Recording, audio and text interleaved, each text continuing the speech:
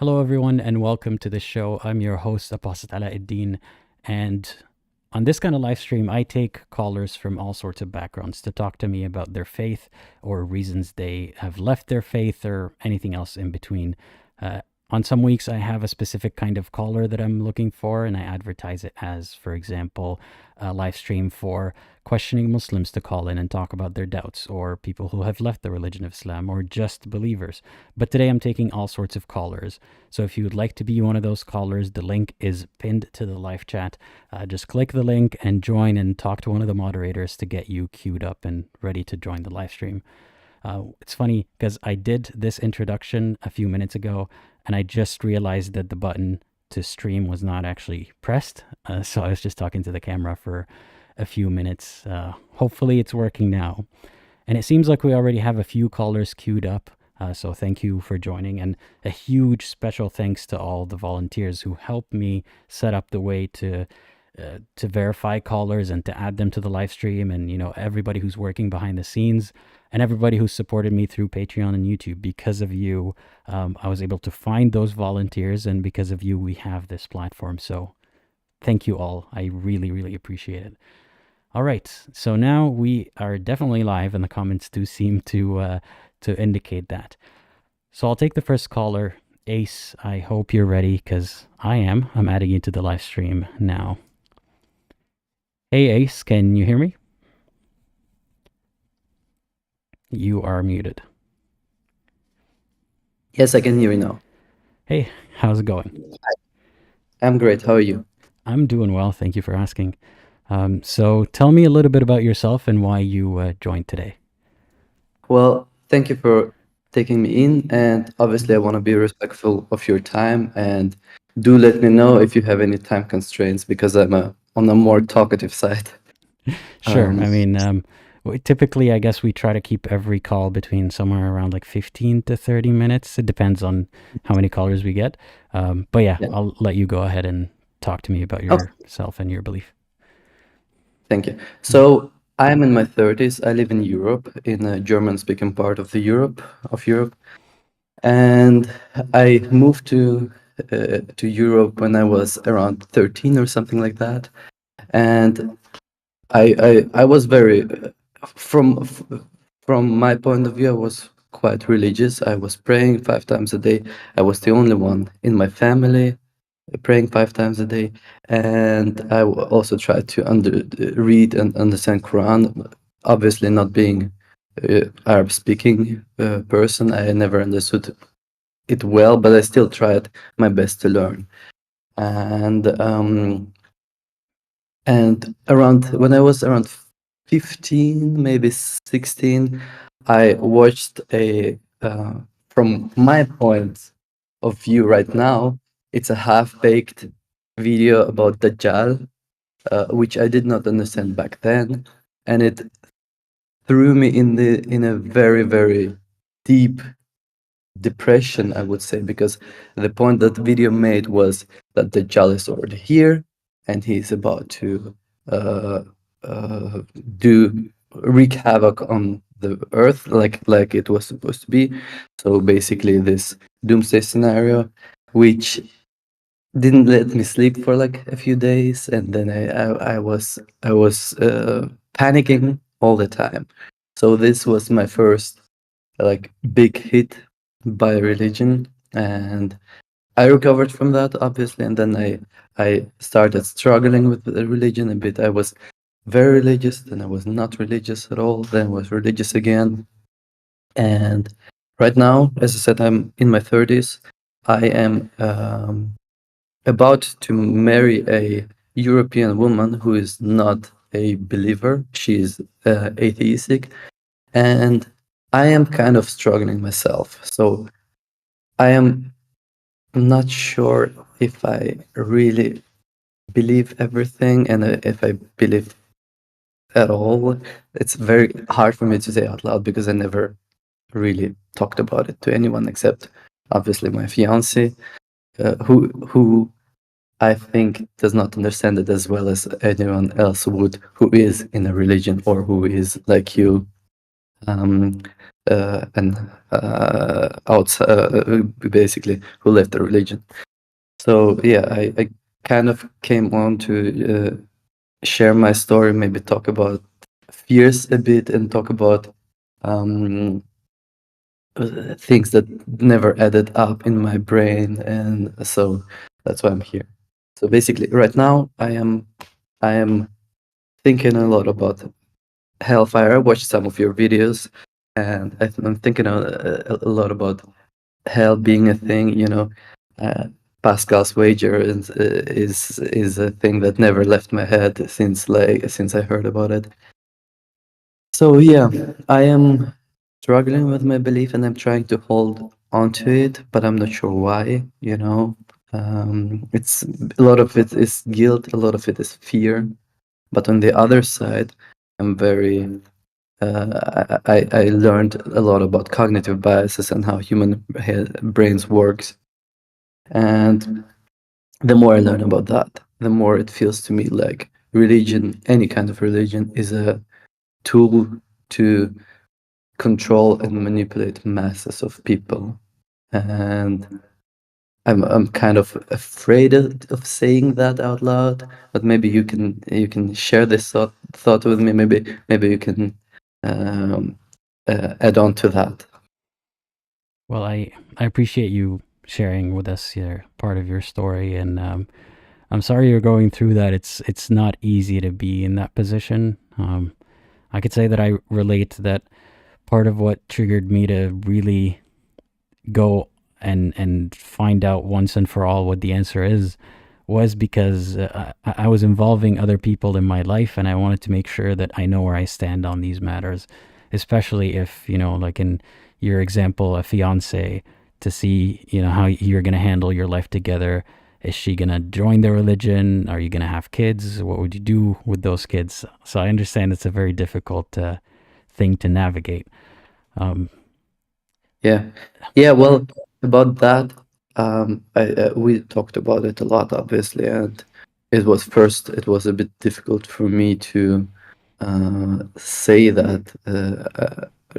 Well, first of all, I would like to have my kids, my religion. Like I wanted to bring them up to show them the ways of the religion, but I don't think that anymore. I think, and yeah, because partially, like you said in your videos, um, if it's a religion from God to us, and Quran being word of God, it should have been presented to us in a way that is universal across time and across planet, and also very clear, right? Just thinking about Ramadan, if somebody in Scandinavia would follow it word for word, Ramadan would be impossible for them because obviously there's like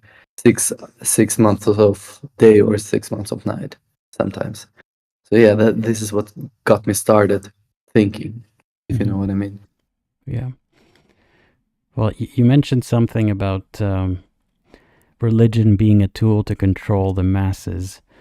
Um, Yeah.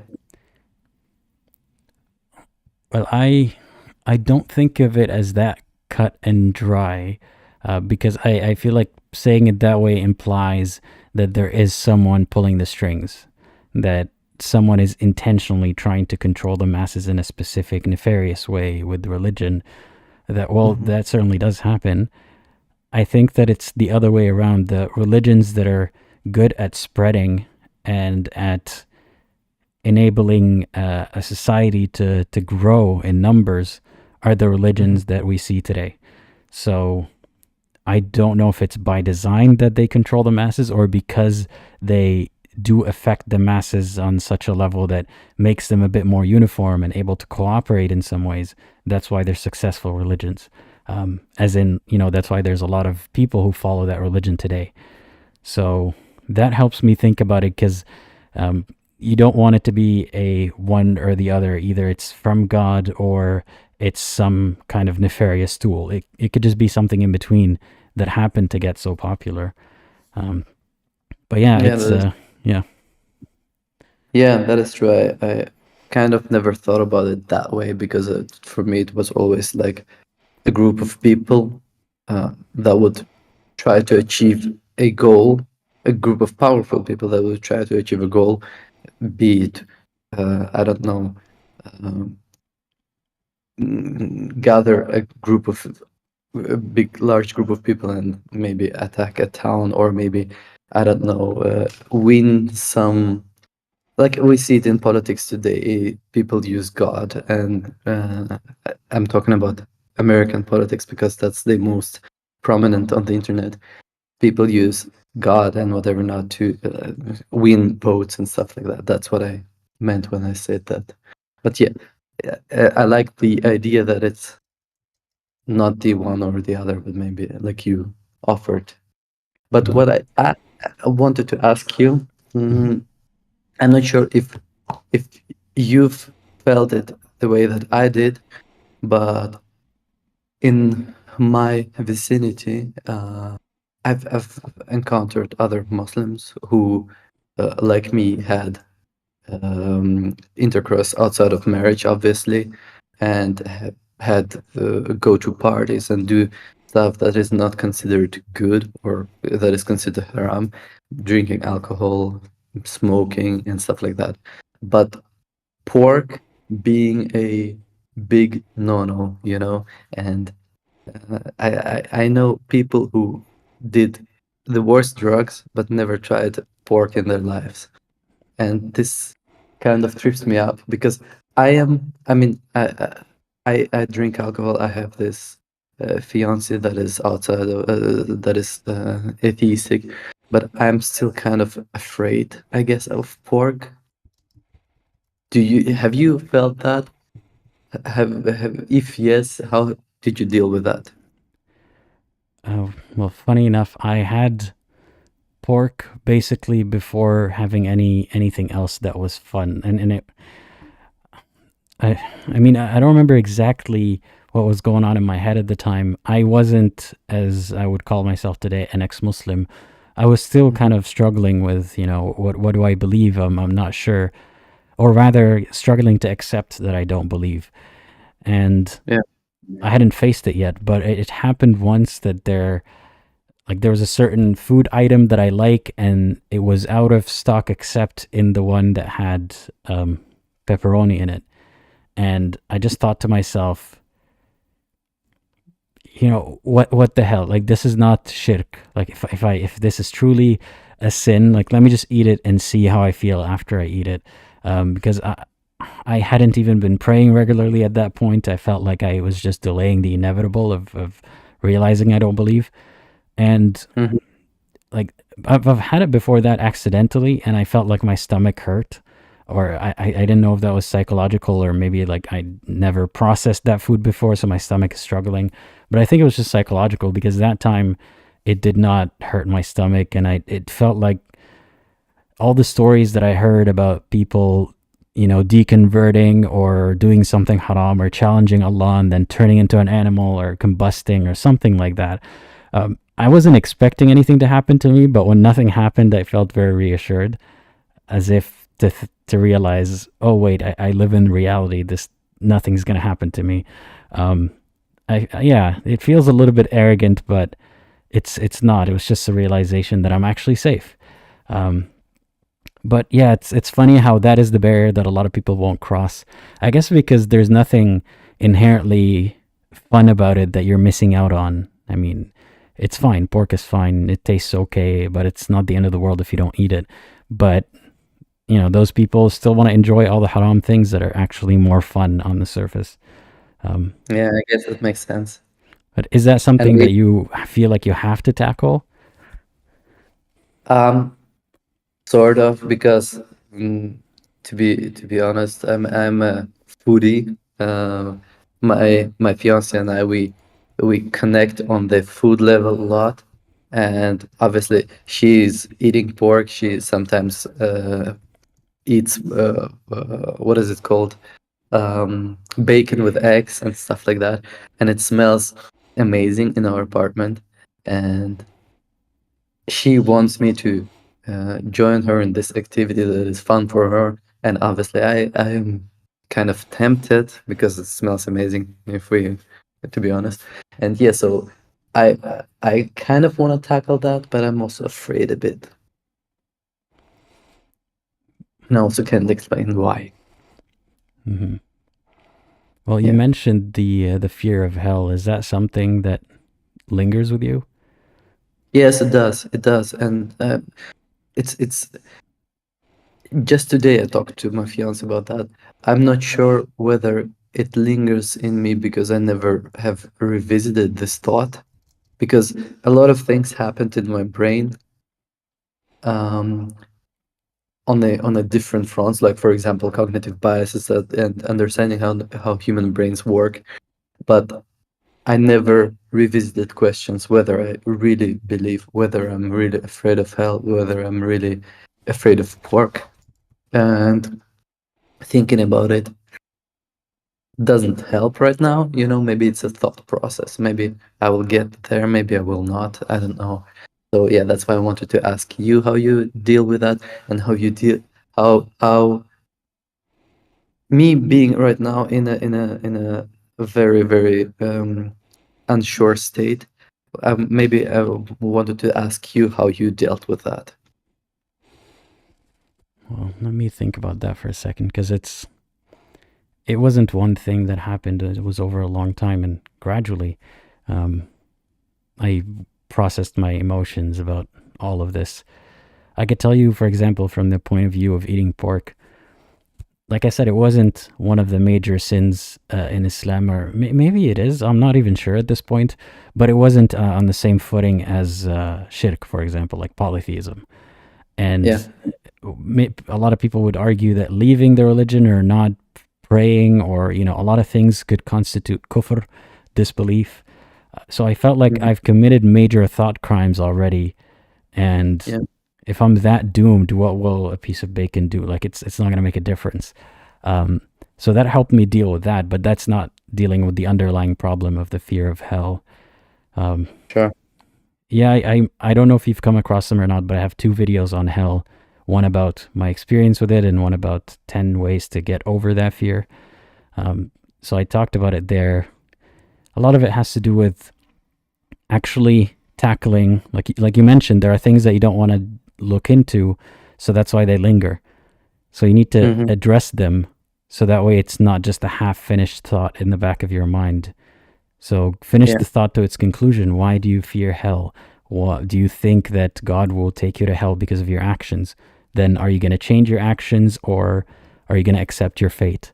Um, so have Yeah. and I'm not saying that to sound preachy, of course, but have you had a lot of chances to talk or think about your faith?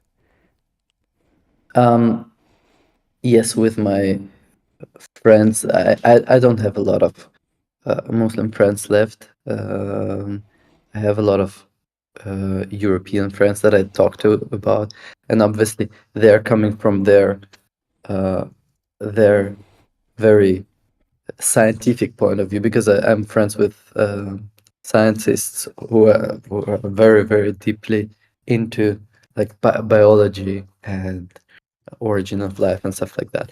And it's difficult to I mean, I can share all of my things, and obviously they rebut everything that I say, because I mean it's easy to uh, rebut something that has been um, said a lot of 1,400 years ago, which is a bit ambiguous and weird, weirdly combined words, you know.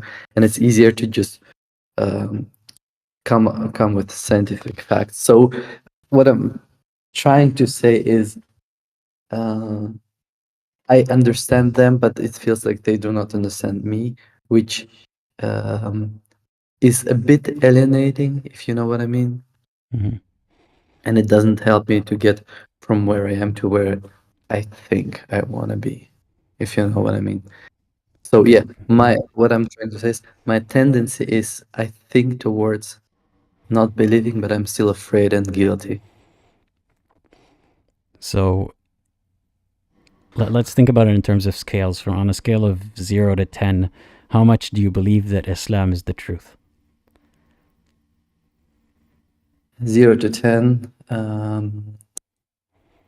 It it's gotta be definitely under 5, and I think it's gonna be 3.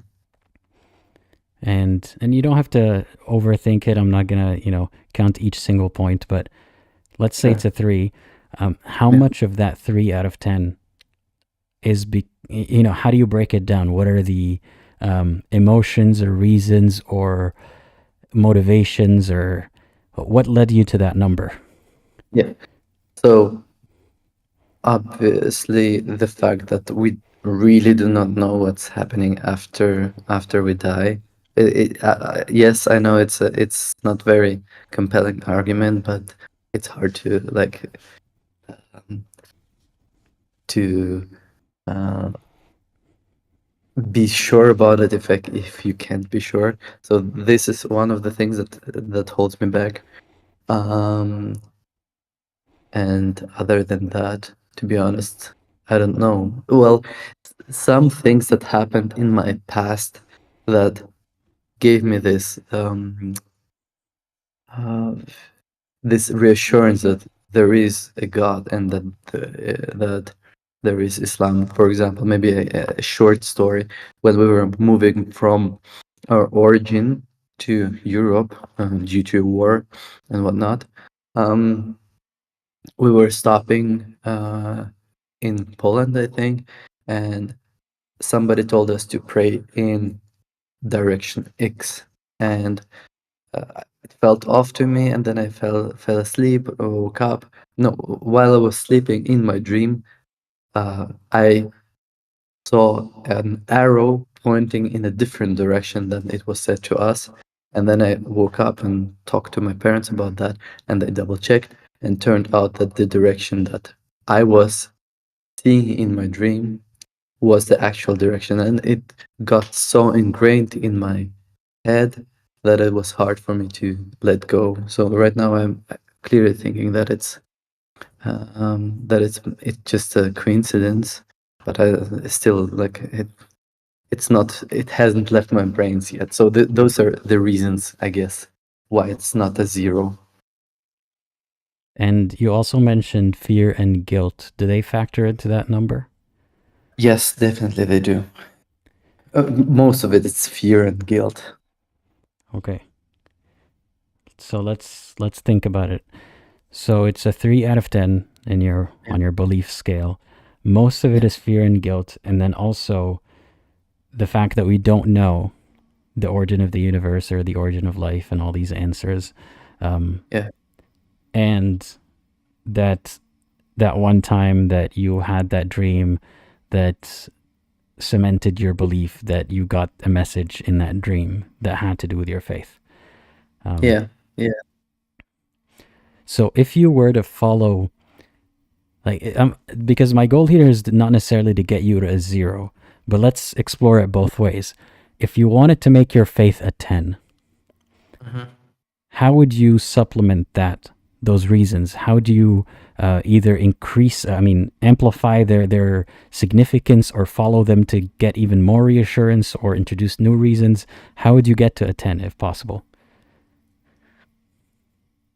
How I would get to a 10 is by getting answers to questions that I wasn't able to get answers to. For example, good people who are not religious going to hell. I obviously in process of meeting my soon to be wife, I met her parents and I met her, and they're all amazing people. And it's hard to believe that these people who never hurt anyone just did their thing and enjoyed their lives without harming anyone. Why would they go to hell? And if this question, for example, would be answered to me with a clear cut explanation, then maybe it would move the needle a little bit towards stand.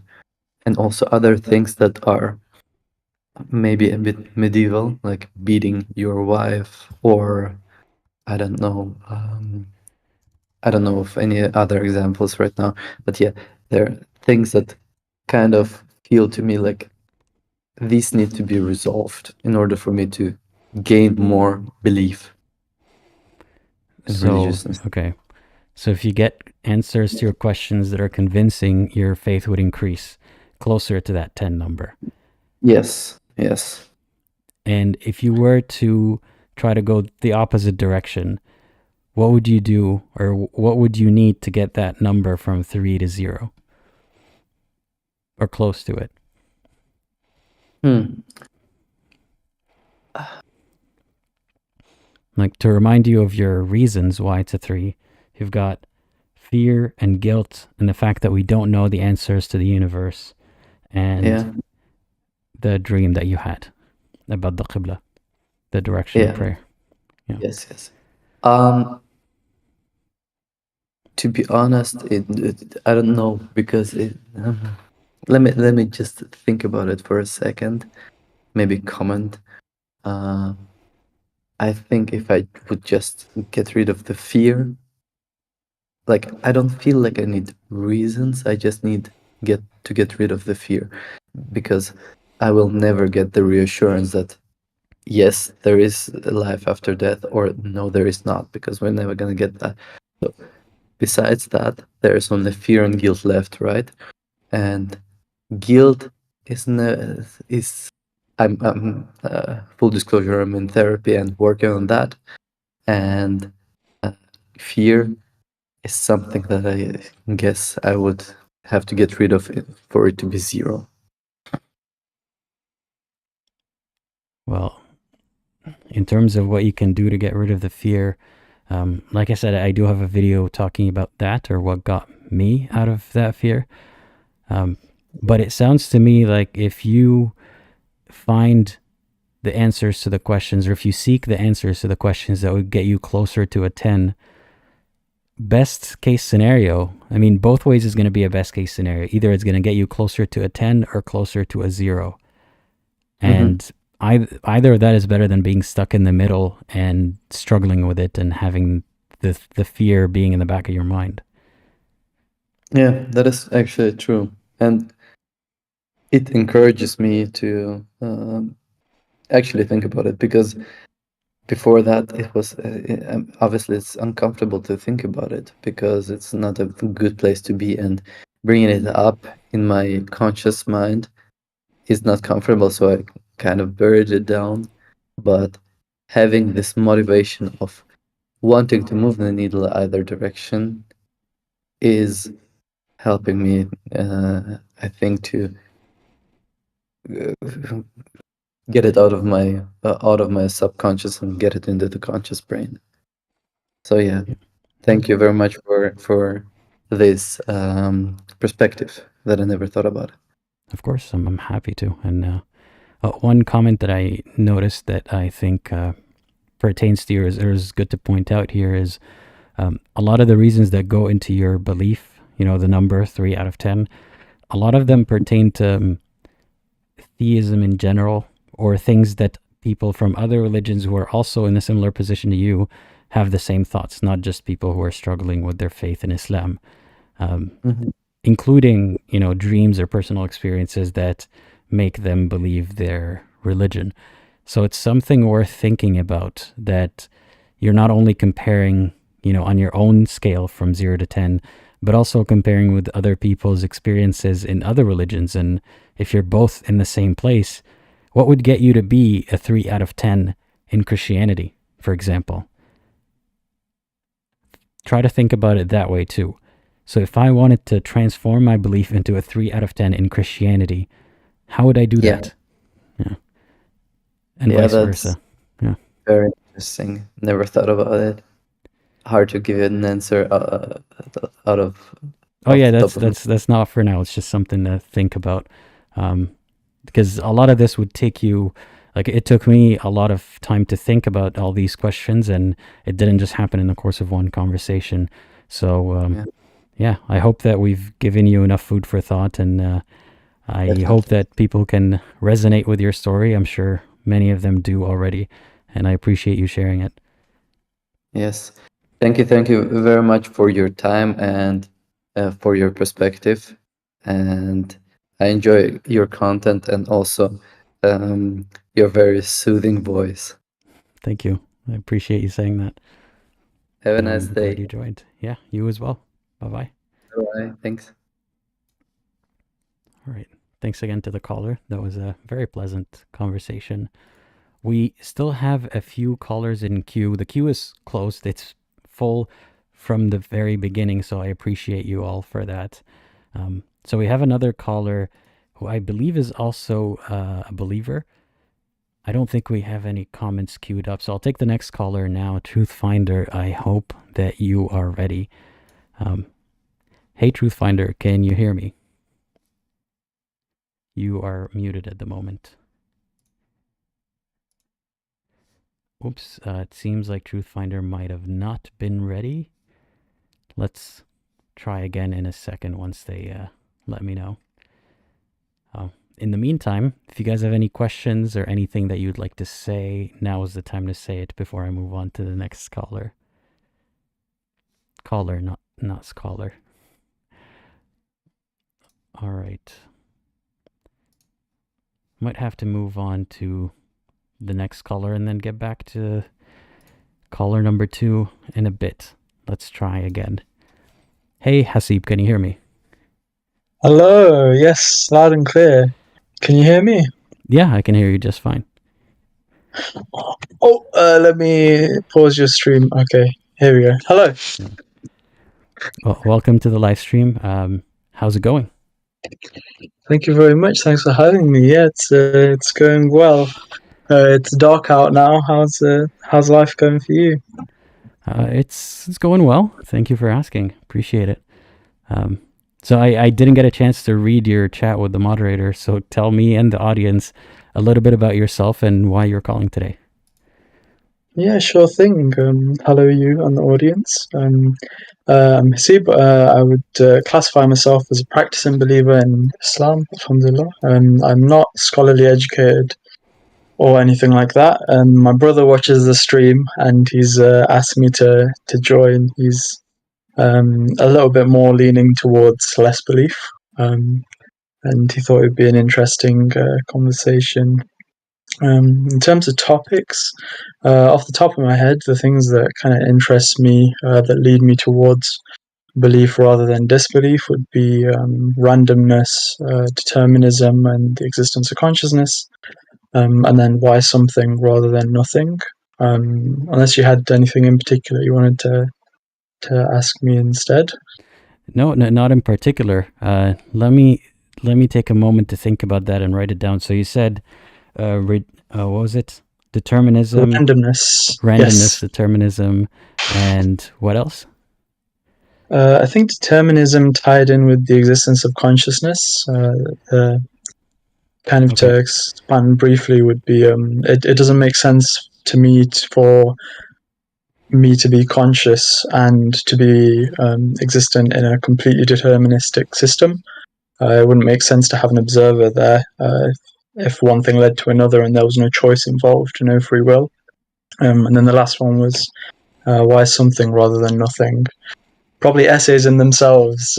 Yeah, man. Okay, I will have a lot of questions for you to understand the summary here.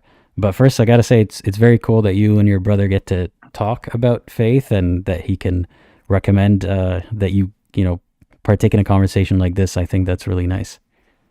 Yeah, I was intending to join last week, but got a bit busy with work, so apologies to him on that part. That's all right. And I think last week's stream was for questioning believers. So unless you classify in that, you might have not have joined last week. But yeah, No, would you consider yourself a questioning believer or no?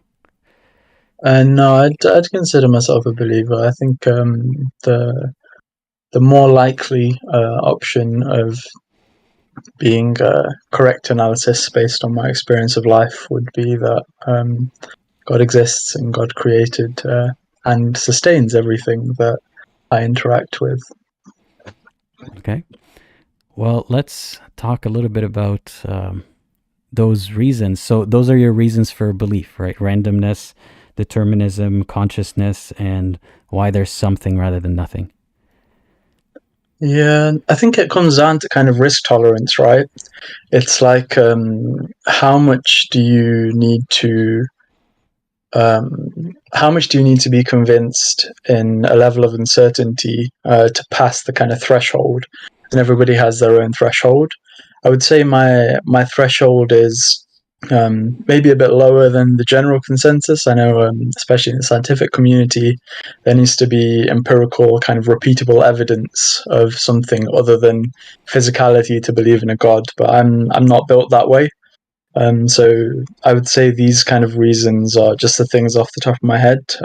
There's definitely others that I could bring up that point me towards belief as well. Well, I'll be asking you questions not for the purpose of disproving those reasons, but for the purpose of understanding them, because Mm-hmm. I don't have similar reasons for faith, or maybe I do, I just didn't label it the same way. So I want to know a little bit more about each of them. So when you say risk tolerance, are you thinking the risk of, what is the risk of not believing in that creator? Yeah, I think it would. That's a good question. I would say when I say risk there, um, it's more the risk of being incorrect in my analysis of truth. Meaning, if the Quran, for example, gives me an outline for life, and I reject that outline, and it was in fact the best outline for the way to live my life, that would be the risk that I'd carry in not passing that threshold of belief. So it's Does that make about, sense? so to clarify, it's about how good your life can be if you follow the faith. You risk missing out on that if you don't follow. Yeah, I think there's semantics involved here. I don't know if how good your life can be is necessarily the most accurate way to describe it, because then you could have a desire driven life, and that wouldn't be the best way. But I think in general, the best kind of approach to life would be the risk. If you follow the wrong one, you could be at the end and realize, oh crap, I should have done something different. See, that's the part that I'm trying to understand. So Mm-hmm.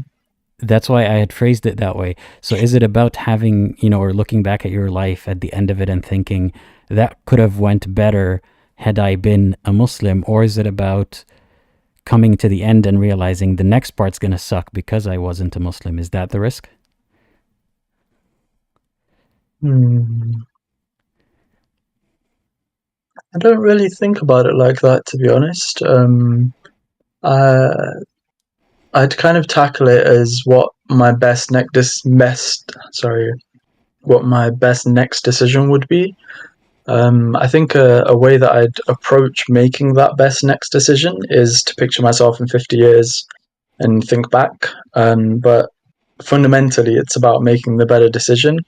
And the best decision, in my opinion, would be in the most alignment with what a correct analysis of life is. And if the Quran is correct, which I believe it is, and if it's my literal creator telling me the best way to live my life, then that would be the best approach to making that next decision, if that makes sense. I'm trying to understand what the, good life means. So are you talking about a way that a creator told you to live your life so that you have a good life on earth? Or are we talking about some eternal life? Because and I'm not trying to ask you this to corner you into talking about the afterlife or anything. It's because it seems obvious when you're saying it, but to me it's not. Like when you say it's a game of, like, you didn't say game, but like you said, it's about risk tolerance. Yep. So if it's about risk tolerance, what are the risks that you would be tolerating if you don't follow the faith? what's at risk here? What are the outcomes, and what are the chances Yeah. of those outcomes? If I'm understanding correctly, it sounds like you're trying to get to almost a fundamental question, which would lean me one way or the other. Not necessarily. It's to because I'm hearing what you're saying in two distinct ways. So someone can say that if I don't follow Islam, I risk having been wrong about it. I say, okay, so what's going to happen if you've been wrong about it? So is it that you're going to look back retroactively and look at the past 50 years and think, that could have been a better life had I been a Muslim? Or is it about, I wasted my life and now, because I'm not a Muslim, this next part's not going to be good? Or is there a third way to view, a good life? Yeah, I think I would kind of resonate with both of those, but I wouldn't say it encompasses the reasoning for approaching it with that analysis. I mean, you could think of life as if I didn't do good, I'll get punished. But that would be one way to motivate someone. But I wouldn't say that intrinsically motivates me. I'm more inclined to, if something was, if I followed an inoptimal approach, that would be more motivating for me, rather than thinking, if I did this and this, then at the end I'll be punished, if that makes sense. So kind of option 3.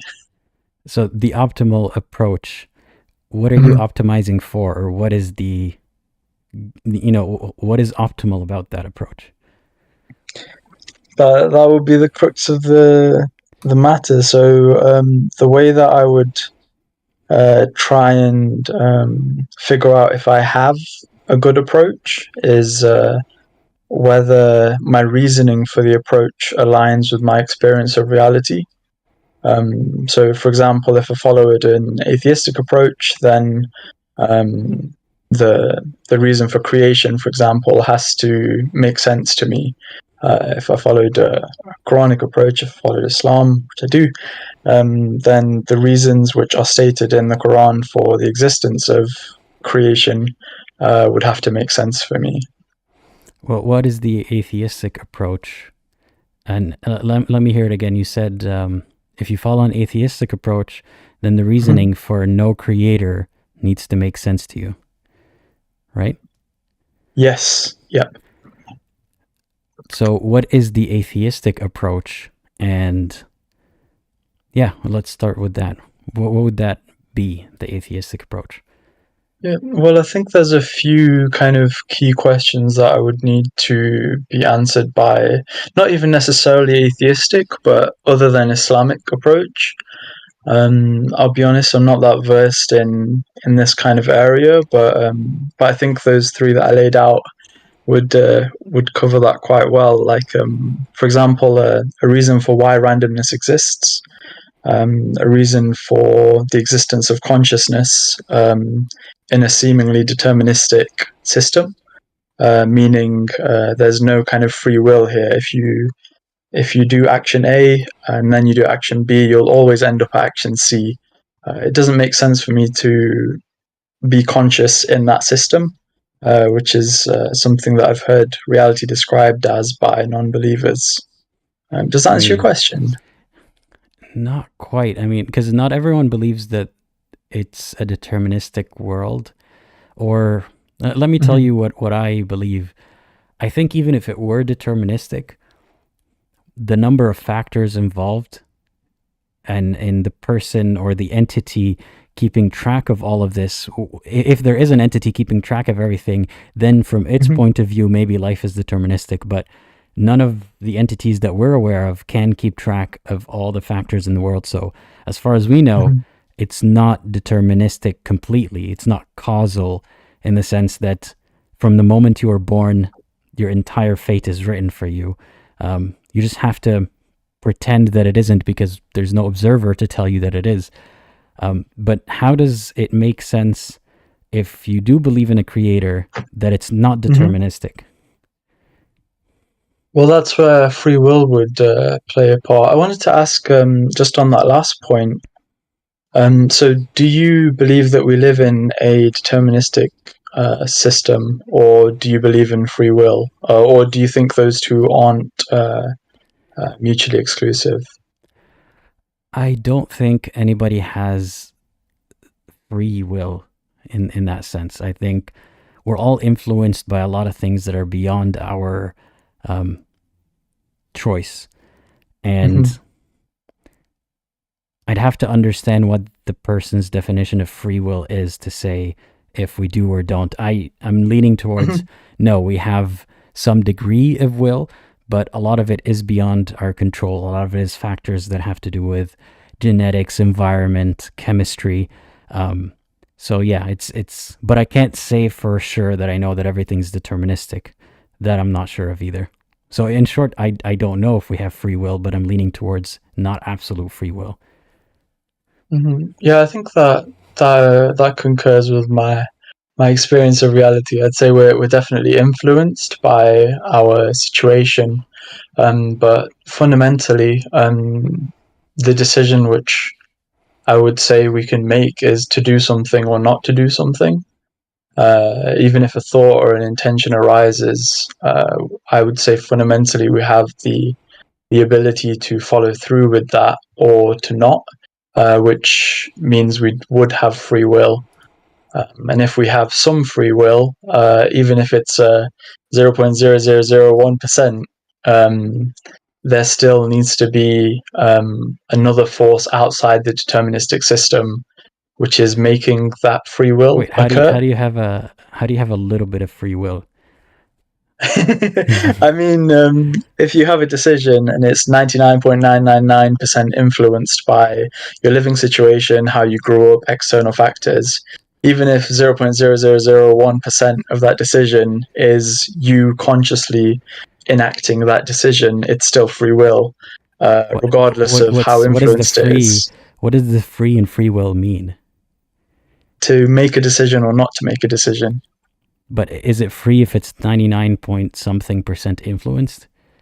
I would say yes. I would say even if you have a tiny percentage of a conscious ability to choose one way or the other, that's still a conscious ability to choose one way or the other, and that's not determinism. I don't quite understand how that works, because to me, if you're saying someone is pretty much almost 100% coerced, you're saying they also have a percentage of free will. That I don't get how free works with all that coercion. Okay, I think I see what you're saying. So would you say that you have free will, or would you say you don't? No, I don't think anyone has absolute free will. I think we have some degree of personality or tendency to behave in a certain way. I don't think that is actually free. Like, we have less agency than we think we do, but if we actually were aware of how little agency we had, we wouldn't be able to function. So we live as if we have more agency than we actually do. Okay, I see. And would you say that your view on kind of reality is very physical, or do we have an aspect of humanness that we can interact with that is non-physical? I don't know if I understand that. Let me think about it for a second. I don't understand that dichotomy per se. Yeah, I guess I'm querying if you believe you're conscious and whether that consciousness is something other than a chemical reaction in your brain. That's what I'm trying to get to the bottom of. Like, if there's a soul that is not tied to my physical body? Yeah, exactly. Or in some way can interact with the physical. I don't think so, because I've given this example before, but people can have a certain illness or a certain brain injury that changes not just their memory, but their behavior. Like, they might not lose their memory, but they're more irritable or more angry or something, or maybe even changes their personality completely. It happens a lot. So that is clearly tied to something physical, that someone's personality can change.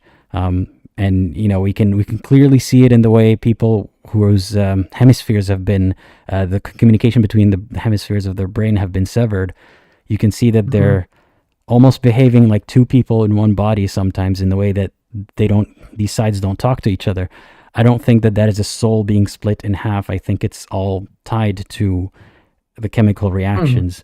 I think it doesn't mean that a person is nothing but chemical reactions. We don't quite understand completely how people form memories, how people form personalities, and all that kind of stuff. And we have emotions that aren't necessarily rational, and ways that we behave that we inherited from our parents and the parents before them that made them, that made it through this game of life. So there are things that you can't just explain using biology or chemistry, just yet at least. But we can see that these things are influenced by biology and chemistry. So I wouldn't say that there's necessarily a soul that's distinct from that. Okay, I think that makes sense. It's more kind of leaning to we don't know yet more than anything, and which makes sense. But I think the reason why I ask is because if everything is purely due to a physical set of processes, then we're kind of back to a deterministic system, and that's the bit that I have a sticking point with. Even if it's a highly complex deterministic system, it's still a deterministic system. And the way that I experience life how do you know for sure that it's a deterministic system based on what we're talking about? Well, I don't believe it is. I think we have a decision outside of our upbringing in this life that can at least influence how we interact with the world. So I do believe we have free will. Well, I have a question to ask that gets me to understand your understanding of free will a little bit better. Do you think we have free will in heaven?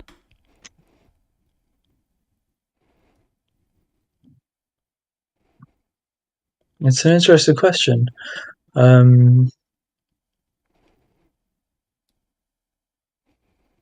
There's an interesting, I guess you could call it, thought exercise that I've heard referenced before, where they say if you spend your life following the rules that Allah laid out, for example, you don't murder anyone, you're kind to people, you believe in Allah as the one single, indivisible, infinite creator, the all-powerful, all-knowing, etc. You can do what you want in heaven because you've struggled against your desires in this life, and that will be the reward afterwards. So I've heard, I'm not sure if this is true, I'm not a scholar by any stretch of the imagination, but I've heard that even people with a tendency to do those things would be able to in heaven.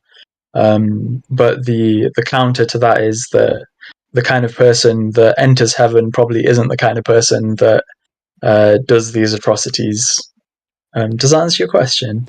Not quite. I mean, because it's not necessarily about atrocities. I mean, imagine this not that harmful, but still kind of harmful prank. A friend runs from behind you and pulls your pants down, right? Like, is that haram? Probably yes. Is it this person deserves to go to hell forever haram? Probably not. So say someone has a tendency to do this and is a good Muslim and a good person and then goes to heaven. Do they have the free will to do that in heaven? Yeah, I guess they would. Allah alim. I'm not sure about a believer going to hell for eternity either. You mentioned there. As far as I'm aware, every believer who doesn't commit shirk would leave the hellfire eventually. They will be purified through that process. Right. But then, so if someone is a disbeliever, I mean, that's a whole other topic, but if someone's a disbeliever but not a polytheist, they have a better chance of going to heaven than a polytheist? Allah alim. I don't know about that one. If Allah blesses you with His mercy, then inshallah you'll get there. Right, but I mean, we're talking about shirk, right? Is the one thing that is unforgivable.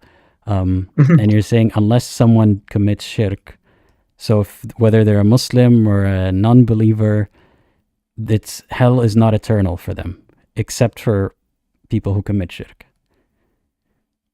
As a Muslim, as far as I'm aware, somebody who wasn't given the message wouldn't be. No, or like heard of Islam, went to a mosque and all that, and is not convinced, not a Muslim, just not a believer.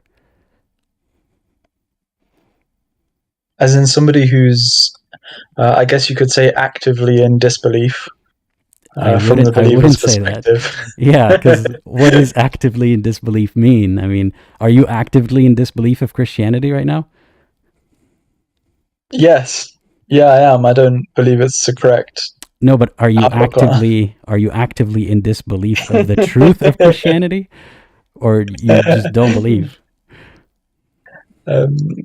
No, I think we're delving into semantics here for the case of this. No, because I think it's important. It's an important distinction. I mean, actively in disbelief implies some kind of guilt, like active conscious choice. Yeah. Like, are you choosing to believe in Christianity, or Islam makes more sense to you? That's why you believe in Islam.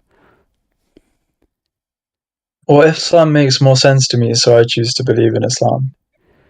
Right, but you're not choosing to disbelieve in Christianity, despite it being truthful. I would say inherently you are. If you know enough about Christianity, by choosing Islam over Christianity, you're saying Christianity probably isn't the correct one. Islam probably is. That would be actively disbelieving in Christianity. You're choosing based on what seems more true or more convincing, not by actively choosing despite the truthfulness of Christianity. Yeah, of course, there's a distinction there. You could say you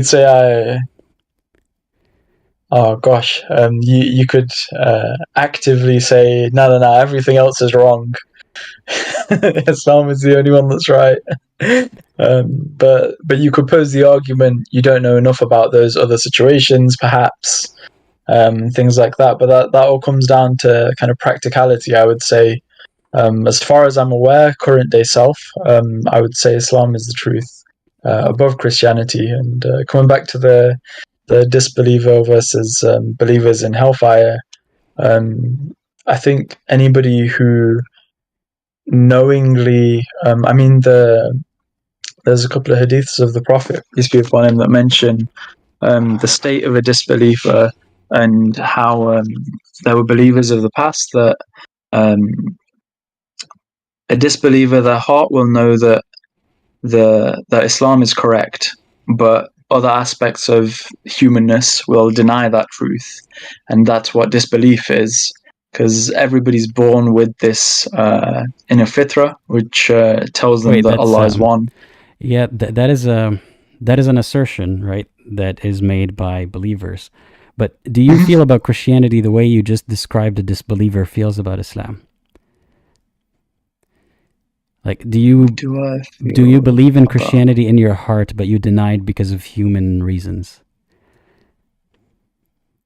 Well, I think I'm not sure how knowledgeable you are in Islam. I think you grew up Muslim, but have you read Quran in English and things?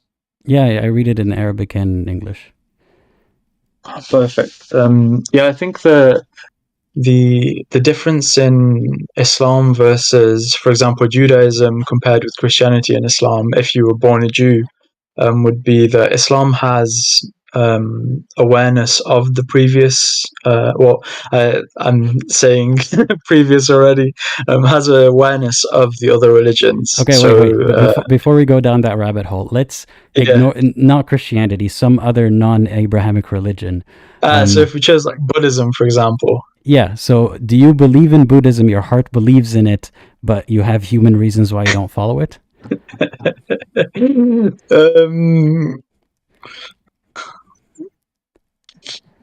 No, I would say I actively disbelieve in Buddhism. I don't believe it. Yes, I don't believe it gives an accurate representation of reality, Like, as far as I know about Buddhism. okay, let me phrase it to you this way. If you look at the sky and it looks blue, and you tell me the sky Yes. is orange, you're actively Yes. disbelieving in the blueness of the sky. Like that is a defined position that is opposing to the reality Funny, that. man. What's Yes, that? exactly. Yeah. You're funny because it's yeah. This it's an interesting point. I feel like you're it's almost giving other meaning to these words. I think it's good to be specific in these conversations, right? Because we don't want to be misunderstood. That's the only reason I'm trying to be specific in the arguments that I describe. But yeah, you would be actively disbelieving in reality if you said that the sky and believed the sky was red when you can see it as blue. Right. Like in that scenario, you have some reason why you're saying it's red when it's not. But you acknowledge on some level that it's blue. You just choose to Yeah. say other than the truth. But Yeah, is that exactly. how you? That But would be disbelief. that would be active disbelief, I suppose. Is Yes. that something that you're doing about Buddhism right now? Well, it depends what's true. I believe Islam is true, so I wouldn't be. I couldn't really actively disbelieve another reality. There's only one reality. Yeah, so that's what I'm saying. You don't believe in Buddhism, not because despite it being the truth, you have other reasoning. It's because you are convinced it's not the truth. Yes. Right. Yep. So could it be possible that people don't believe in Islam the same way you don't believe in Buddhism?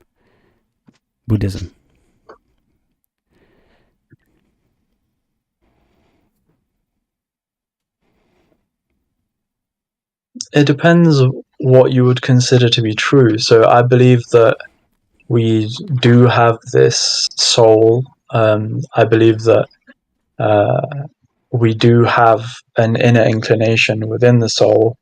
We have the But heart that makes it's decisions, not and we have the mind things. it's not about the specifics of the belief. I'm saying Yeah, but that's what I mean. This assumes a certain way that reality is. You're assuming that there's almost an arbitrary decision of what somebody can consider to be true. But I'm no, saying it's not arbitrary. I mean, to you, it's self-evident almost that Islam is the truth, right? Do you believe that it's possible for someone to have that opinion about something else not Islam? Yeah, but I believe they'd be wrong. Yeah, I I understand that you believe they would be wrong, but do you understand that they are sincere in their reasoning and it's not some sort of defiant disbelief?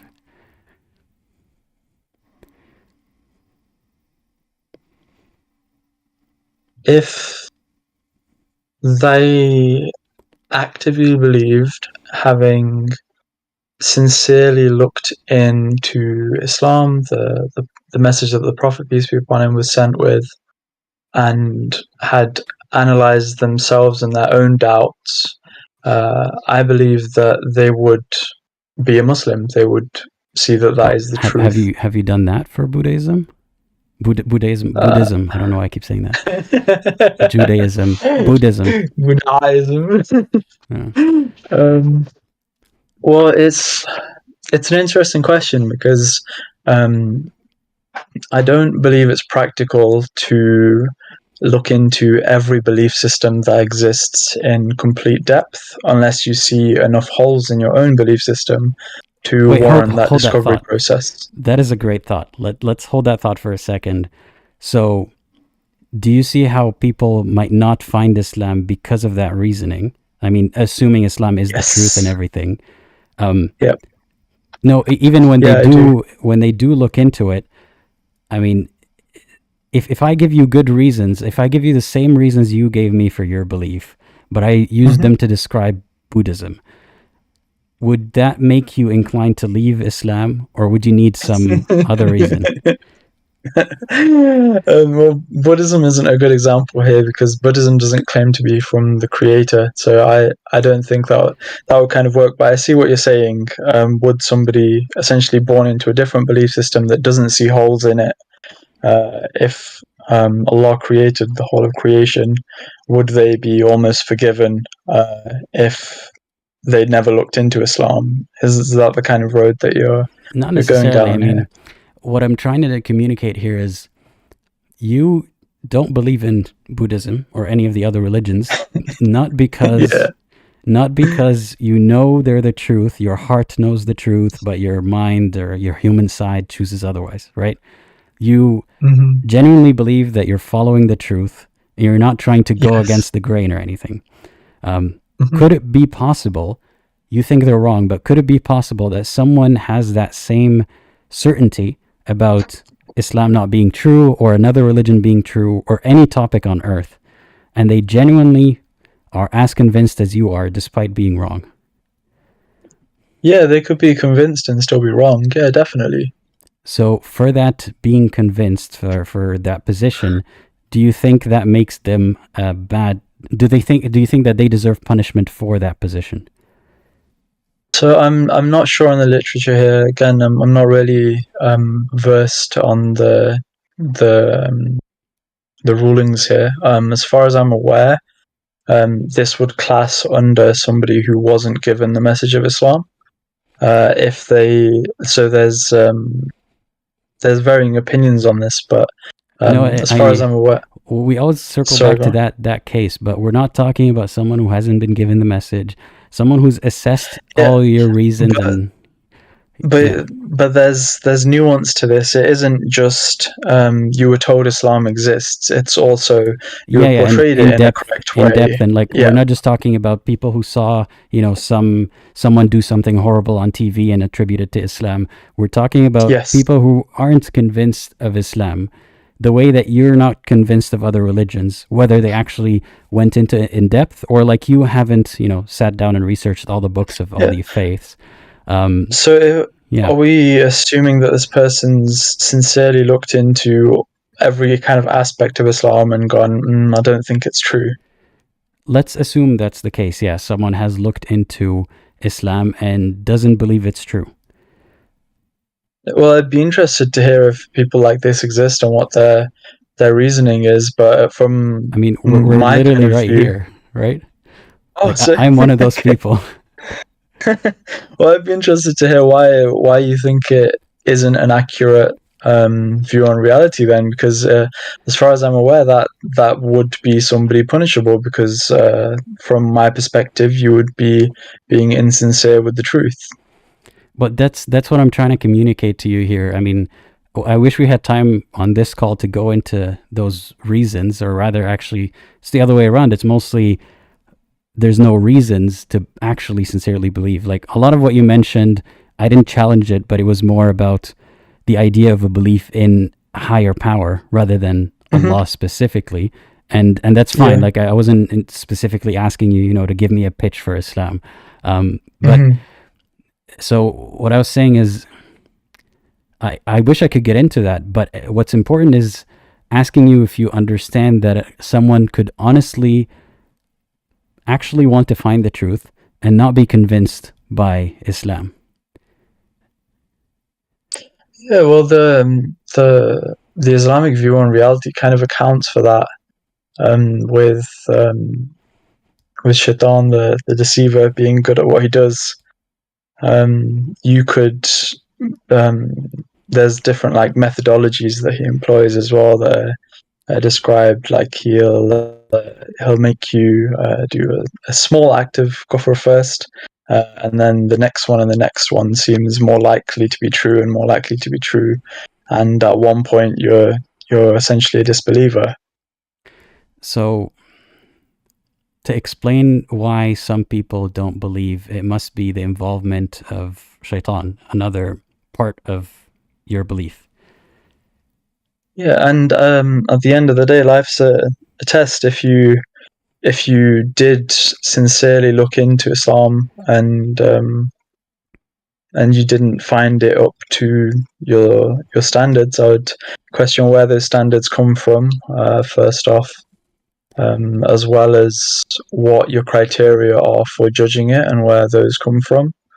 And if there's any holes in that, I would say, that was your test from Allah, and may Allah guide you. Well, I'm trying to get you to see that everything you're saying can be said on the other side too. And does it not ever bother you that someone could use the same reasoning to remain in their own faith, and of no fault of their own, now they're going to hell because they're saying the same things you're saying? It's just they were born differently. No, it doesn't. I understand your argument. It's if I was born a Christian, would I be so adamantly a Christian? My background isn't practicing. I can speak firmly on things like Buddhism and Hinduism, vaguely on Christianity, because I have looked into those. I've only been practicing a couple of years, alhamdulillah. So I wouldn't really class myself as somebody from the group that was born into it and haven't kind of chopped around, astaghfirullah.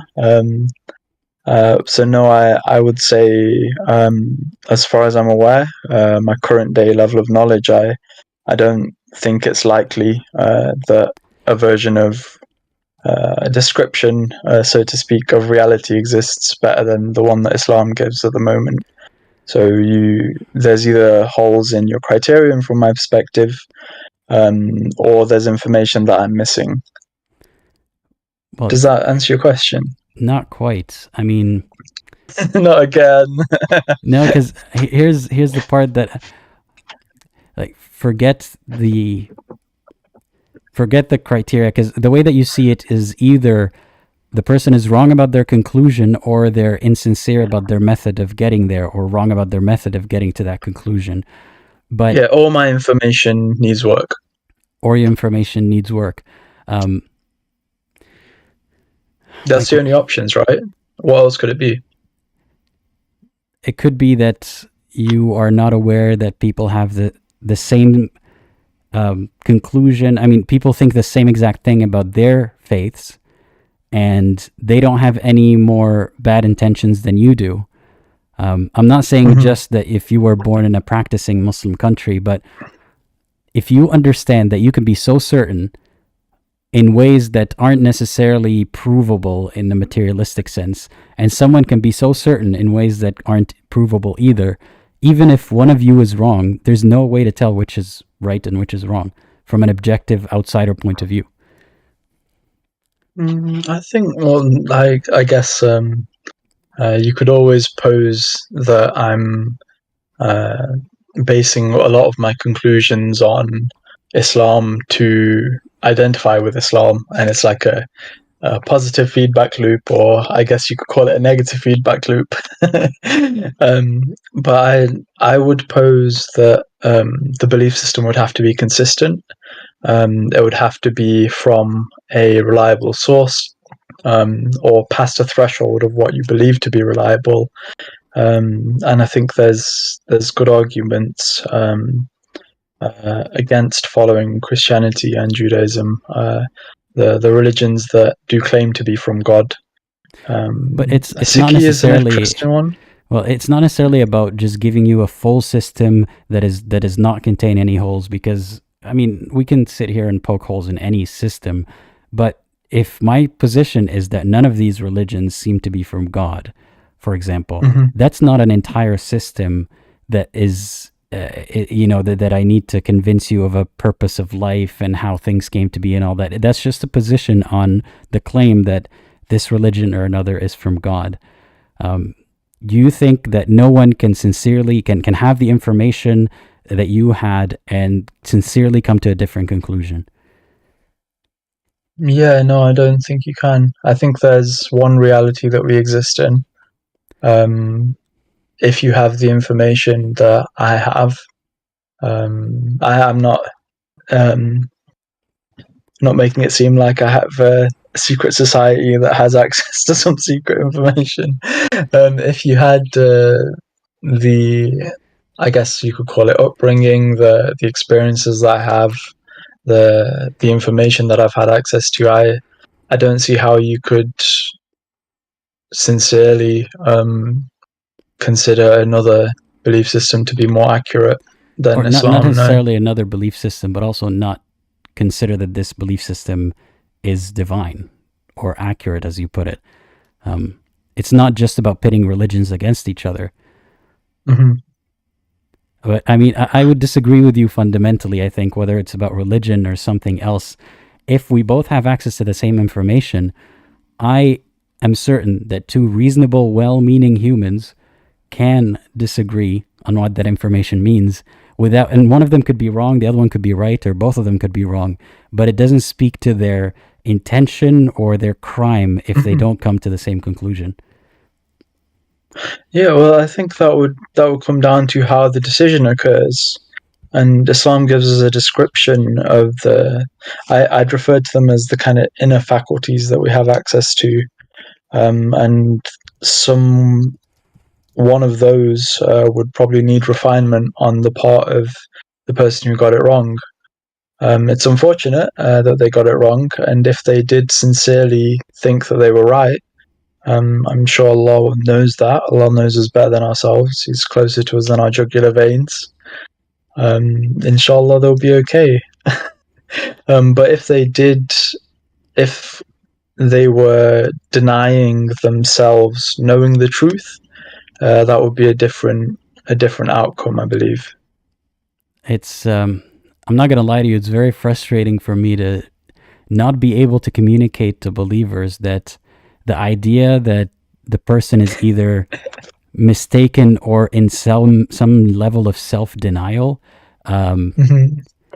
is hard to fathom. I mean, someone can be mistaken, but not because they're in denial. It's just like I don't think believers understand generally how shaky the foundation of the claims that they're making are. Like, it's totally valid for someone to not believe the same thing, but there always seems to be some hidden clause in there that either they have bad intentions or they've been misinformed. Like, don't you think that two philosophers can disagree about something? But philosophers work under the assumption that they can't know the truth. They're almost inside a box trying to define its boundary. A believer works with the assumption that... I don't know if it's true that philosophers say you can't know the truth. But how can you know the boundary from inside the boundary? It doesn't make sense. But you're not outside the boundary. You're with us inside the boundary, claiming that you got a source outside the boundary. Of course, you can question the legitimacy of those sources, but I think the claim would be that this information came from not only the creator of the boundary, but outside of the boundary, and so it can describe the system in a better way. So I think the problem here is philosophers recognize their limitations and recognize that it's all a search for what it means, but believers don't recognize the limitations. They believe that there is a limitless being that already described all of this. I think your assumption here is that I haven't considered the alternative.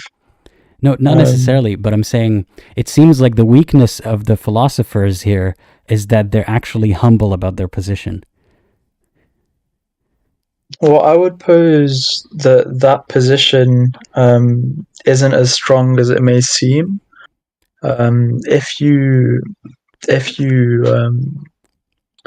contain it into the kind of domain of thought and argument related to that thought, then yes. But I'd question how the philosophers are there in the first place, and that would kind of lead me back to the initial things which I was discussing, which led me to belief rather than non-belief. I think the trying to figure out from kind of fundamentals how reality occurs is something that you only have to do if you don't believe there is a creator outside that domain. And I think that's an assumption that isn't generally addressed. No, that I don't think that assumption is true. I mean, one can be a philosopher and a theist at the same time, or it doesn't even have to do with like all of this is very abstract and not specific about Islam. So my position, for example, is not that there certainly is no single entity that created the universe. My position is I don't know, and everyone who claims they know is just another human. And the stories from the people who claim they know and the creator has a message for us are not adding up and don't seem to carry any legitimacy. So I don't usually get involved in discussions about could there possibly be no creator or could there be, because to me it's inconsequential. You know, for all I know, the creator created us by accident, or maybe there's multiple, or maybe there's none. Whatever that is, it doesn't change the rest of it. You can try to figure out what the limitations are of this box without having a position on whether or not there's a box at all. Well, I would kind of disagree. What are you figuring out the limitations of if you don't think there's a box? It's to try to understand what we don't know, rather than saying, I know there's a box and I know who put me in it. If there was good reasoning or proof for that, then I would believe right with you. But everything that you have mentioned may lead me to believe that perhaps this is not all a coincidence. Maybe. I mean, I'm not even set on that position, but it doesn't really say, therefore, the guy who had this specific commune and this specific idea about how to run a religion is the one who was talking to the God. Okay, so would you say your disagreement is more with Islam being the truth rather than believing versus disbelieving? Would you say you hold more that there could be a creator, there could not, I don't know, but in terms of religion, you think Islam is most likely incorrect? Yes, I mean, I don't see any reason why Islam is correct. I see a lot of things that point to flaws, and Islam kind of, for me at least, shot itself in the foot by claiming perfection, because even in the Quran, there's a lot of things that I could touch up, like just a couple of words that could be written a little better. And Astaghfirullah. You can't change the words of God. but that's exactly my point. It's like, I can understand it in Arabic, and I could tell you there are some things that don't quite add up, or if you just change that word, there will be no misunderstanding about it. And I'm not even some great linguist, I'm just some guy. So if I'm able to do that, how could God not get it right the first time? Well, it depends what you define as right. I mean, let me just give you one simple example that is always quoted. You know, the verse in Surah An-Nisa about how to deal with a woman who's not obedient to your wife. A lot of Muslims say that, well, God used the word that means beat, but it doesn't actually mean beat. And I will take that interpretation. Let's assume God meant to separate from your wives. If I can fix that. Which ayat is that, sorry? 34 of Surah An-Nisa, I think. And this is not to like get into the specifics about why Muhammad or God allowed beating women. I'm saying if you are a Muslim who believes God didn't actually say beat your wife, but it's a word that could sometimes mean that, I can fix the Quran, I can improve it by changing that word to a word that is not synonymous with any sort of domestic violence. If that is possible, then isn't that a flaw? Allah alam. I don't know. I think the thing that we have to account for here is that Islam isn't just the Quran. Islam is also the sayings, the teachings, how the Prophet, peace be upon him, acted. And as far as I'm aware, there's no hadith that talk about him beating his wives. So to beat your wives would not be to follow the Prophet. I would disagree. I think it's happened at least once. But if we start to get into the Prophet's behavior, yeah, I've never heard that one. I mean, not to burst your bubble, but there's at least one hadith where Aisha followed Muhammad. He pushed her on the chest. Like she literally said, it hurt me when he pushed me on the chest. But that's besides the point. Like the Quran has a lot of flaws like these. And if the Quran didn't claim to be perfect, then there would have been a lot more wiggle room. But it's so clear that there's things that could be written better. And that's one reason why I don't believe that Islam is the truth. No, I don't know if I follow with your reasoning there for the I mean, Quran needing kind of adaptation. is the Quran perfect? Yeah. So if there's a verse that there's a bit of ambiguity and I change one word and make it clear, is that not an imperfection that has been fixed? Well, I would query why you feel it's an imperfection. Because the Quran doesn't. misunderstanding led to harm. Like I don't know if that's a good way to kind of approach the Quran. Well, let me clarify. I don't think that that's the way that I would approach the Quran.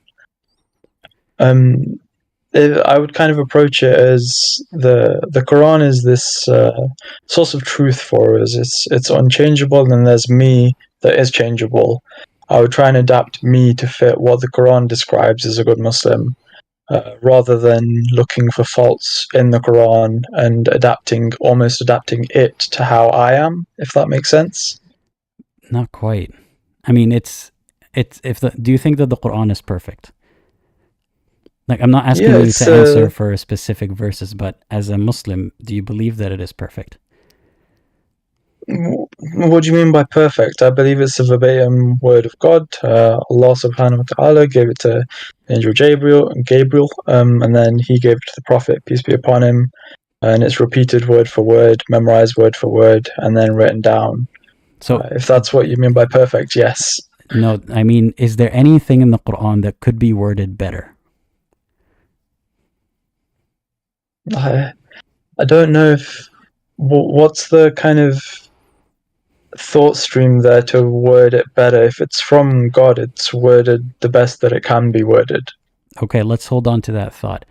If it's worded the best it can be worded, then could I possibly change a verse to make it more clear and less misunderstood?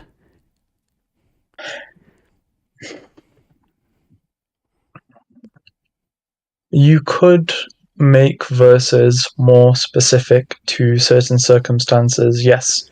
No, not just that. Like just like a word that could mean two things, and people have been harmed because it means two things, but there's one meaning that it actually means. If I change that, does that not improve the verse? No, I wouldn't say it can be improved. If the all-knowing, perfect creator wrote the words as they are written, how can it be better worded than the one who's all-knowing wording it? I think we agree there, but the part where we disagree is I observed the reality is there are parts that could be worded better, which makes me question if it came from, if this is the best wording, then how come I can defeat God with my inferior intellect and word it better? No, but that's what I'm saying. Like, I was afraid of that, but when I realized I could fix a part of it to sound more understandable, how could I possibly fix perfection? I think there's a lot of assumptions at play here. There's a whole host of if you define what you mean by fix something, you have to have an ideal in mind. Where does that ideal come from? I'll tell you what the fixing is. The fixing would be to avoid misunderstanding in the verse, to clarify it. But that assumes that you know the intended clarity that was intended initially by the verse, which could be wrong as well. I mean, the Quran verse was sent. Well, the verse in question, for example, that commands that you beat your wife if she's disobedient. Some apologetics say no, it actually means separate from your wife. If I were to side with those apologetics and say God didn't say anything about beating your wife, then I would be reducing the harm by fixing the verse and removing the meaning that could have meant beat. So that would be. I mean, in the same verse, it says first, if they persist, do not share their beds. Right, but then it says beat them. Yeah, so why would it say separate twice? That doesn't make sense. That's my question too. But so if we were to say that the Quran says beat your wives to fix marital issues, isn't that a problem? Like, do you see that beating your wife fixes marital issues? I don't know, mate. I think there's a few things that I'm not that well versed in, Arabic being one of them. I don't think And I don't think it this is says beat your wife to fix marital issues. then what is it saying? Is Yeah, well, Alam, we'd have to ask a scholar, but I think my question would be more to Wait, why would you have to ask a scholar instead of reading it? because I don't speak Arabic. I don't know what the context that the verse was revealed in is. There's some verses that are specific to certain contexts. For example, the war verses, the ones that are Wait, so why quoted would when people say, okay, huh? we're talking about perfection, right? Why would God write a perfect book that most people don't understand? And also, even if they did, there's a context that's missing from it. Like if I handed in a report at university Yeah, without citation or without context, if I'm like, you got to read back to like 10 reports backwards, maybe, and you might find the yeah. context, like that's imperfect, right? Well, I think it's the nature of the time that we find ourselves in. If you think about how what could reasonably occur that would convince you of a creator, aside from a miracle, God could give us a miracle every few years just to keep us on track. But my counter to that would be then life wouldn't be a test. There would be no uncertainty involved. There would be no belief or disbelief. It would just be you either. But why? Um, What is being tested here? Like how likely you are to believe something?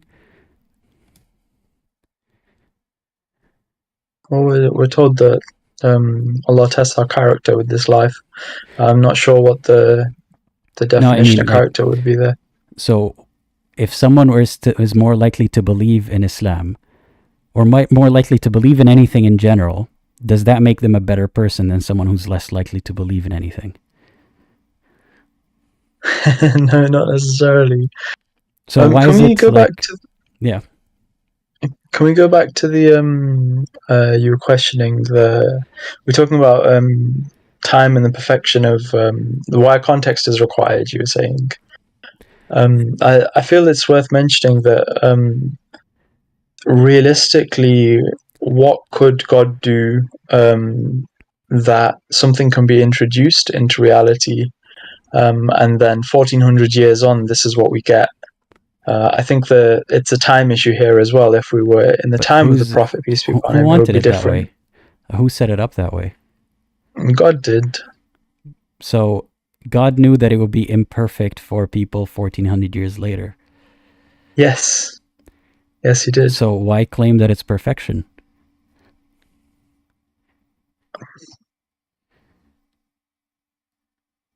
What do you mean claim that it's perfection? The Quran or Deen? The You're talking Quran. about the I verse mean, that both. describes that it. I mean, both of them, like whether it's the Quran or the religion, if there's so much context that we literally needed to be around the Prophet to understand, is it the perfect way to communicate for 1400 plus years? I don't know, mate. Allah alim. I don't know what the alternatives are. I don't know what God's reasoning is to do it this way.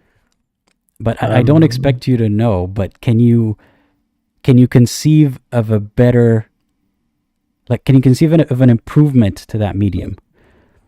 I don't know if this is something that I feel is of benefit to go down, if that makes sense. Because if you're asking for improvements on things, there's a million different alternatives that could have been taken, but this is the one that there was.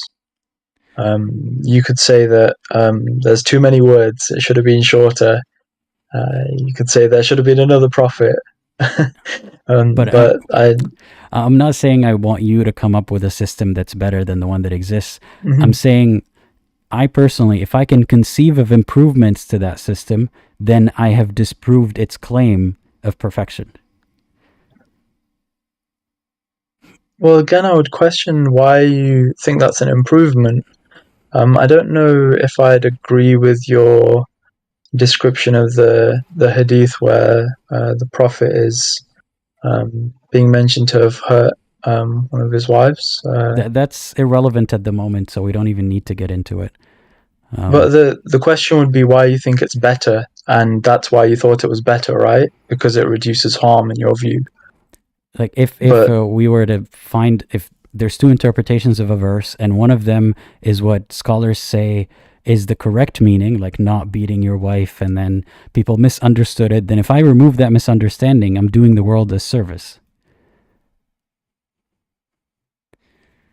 Again, I would kind of consider that thought stream quite arrogant, to be honest.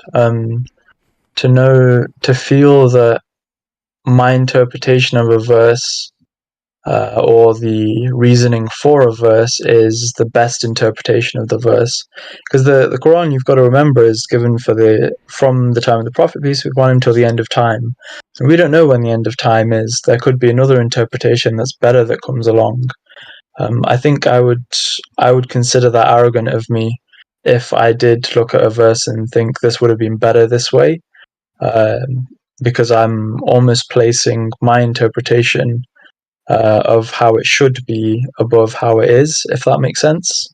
That's not exactly what I'm saying. I'm saying some scholars argue that one of the two interpretations is better. You're basically saying I can't touch any of it because it'd be arrogant to decide on a meaning.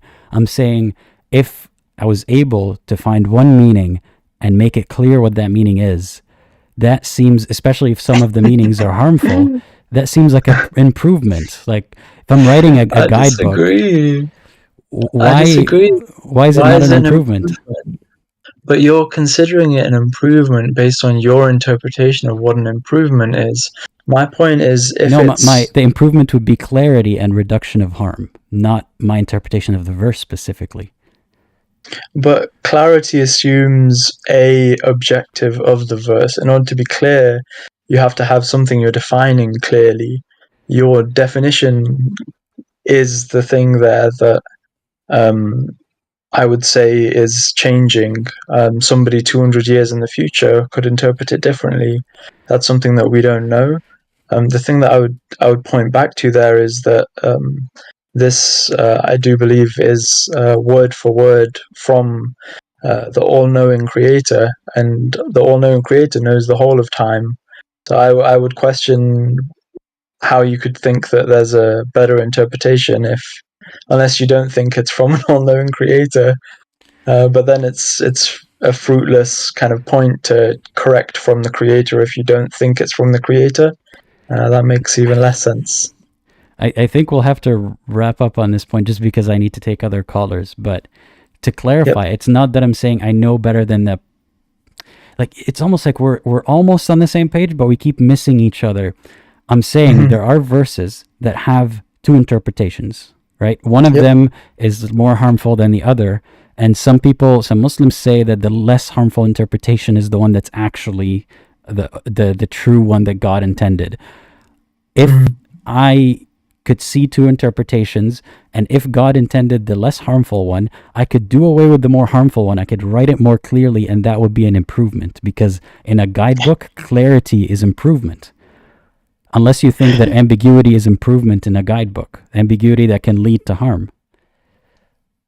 I understand your point. I do know, I get what you're saying, but I question where your analysis of harm is coming from there, because that's the basis of the argument, right? You're saying one version is less harm, one version is more harm, but that assumes that your interpretation of less or more is definitely correct across the whole of time, which I don't know if you can say with certainty.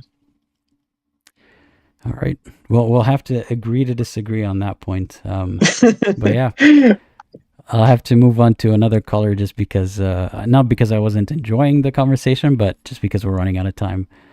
That's okay, I understand. It's been a pleasure. Thanks for having me on. May Allah guide you. Have a great rest of your day.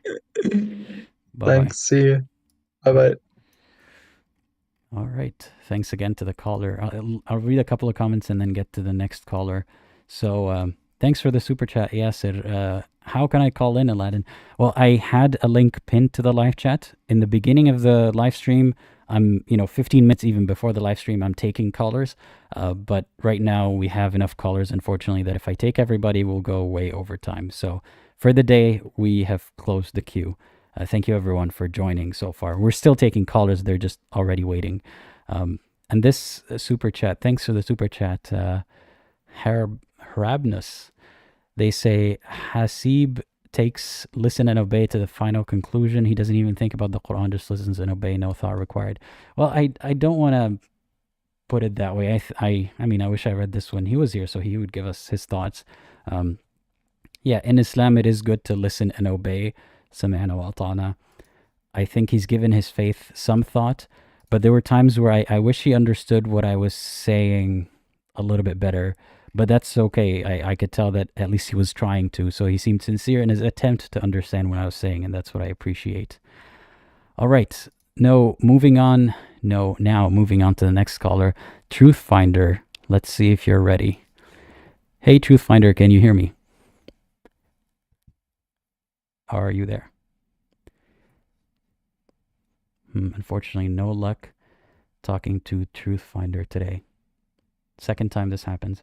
All right, then I suppose we're taking Rob next. Rob, get yourself ready because I'm adding you in a few seconds. In the meantime, I'm reading some of the comments. Guys, try to be a bit nicer to the callers, please. Yeah, I don't know if I didn't take the laughing as condescending, and I hope he didn't intend it that way, so I'm not reading into it that way. All right, Rob, I'm adding you now. Hey, Rob, how's it going? You are muted at the moment.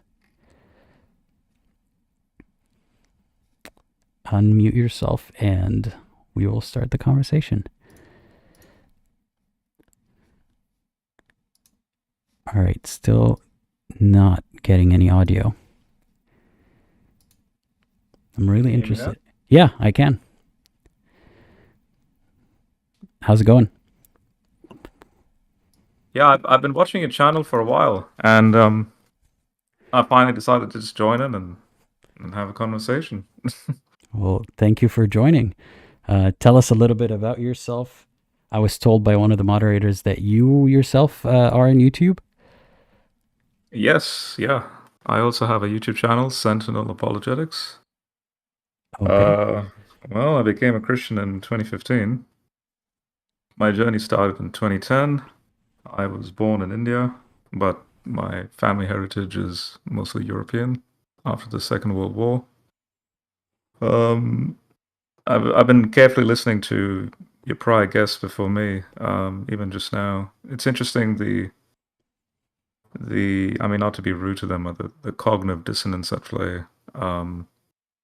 because the skeptical reasoning that you very clearly articulate and the right questions that you put forward, like that's precisely the type of questioning that I myself, despite my family being Church of England and European Christian, it's the same questions that I would raise myself. Maybe, and that's another thing I know, because I've never done. Obviously, this is the first time you and I are talking, and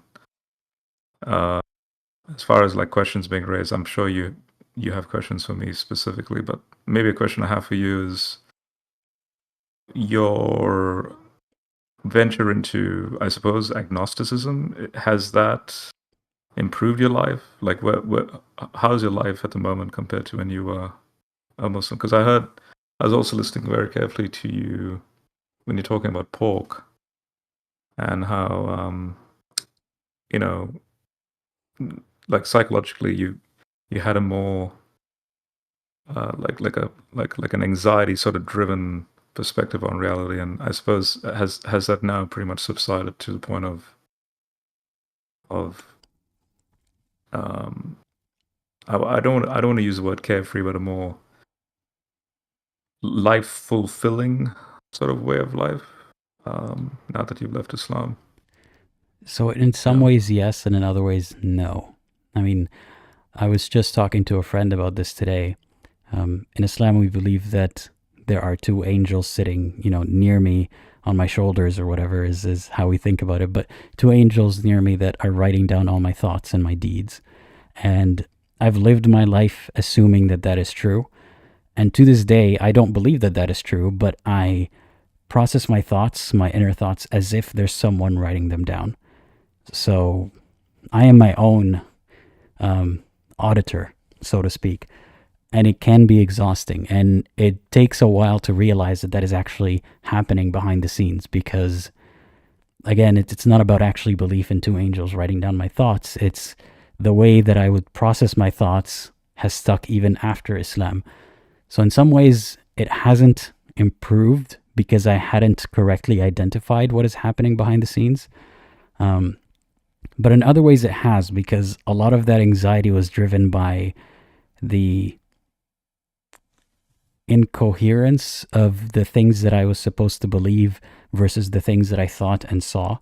And I didn't even consider it an option that I could be right in my skepticism, or that the belief could be wrong. It's not me who's missing something major here. So that part has helped me a lot.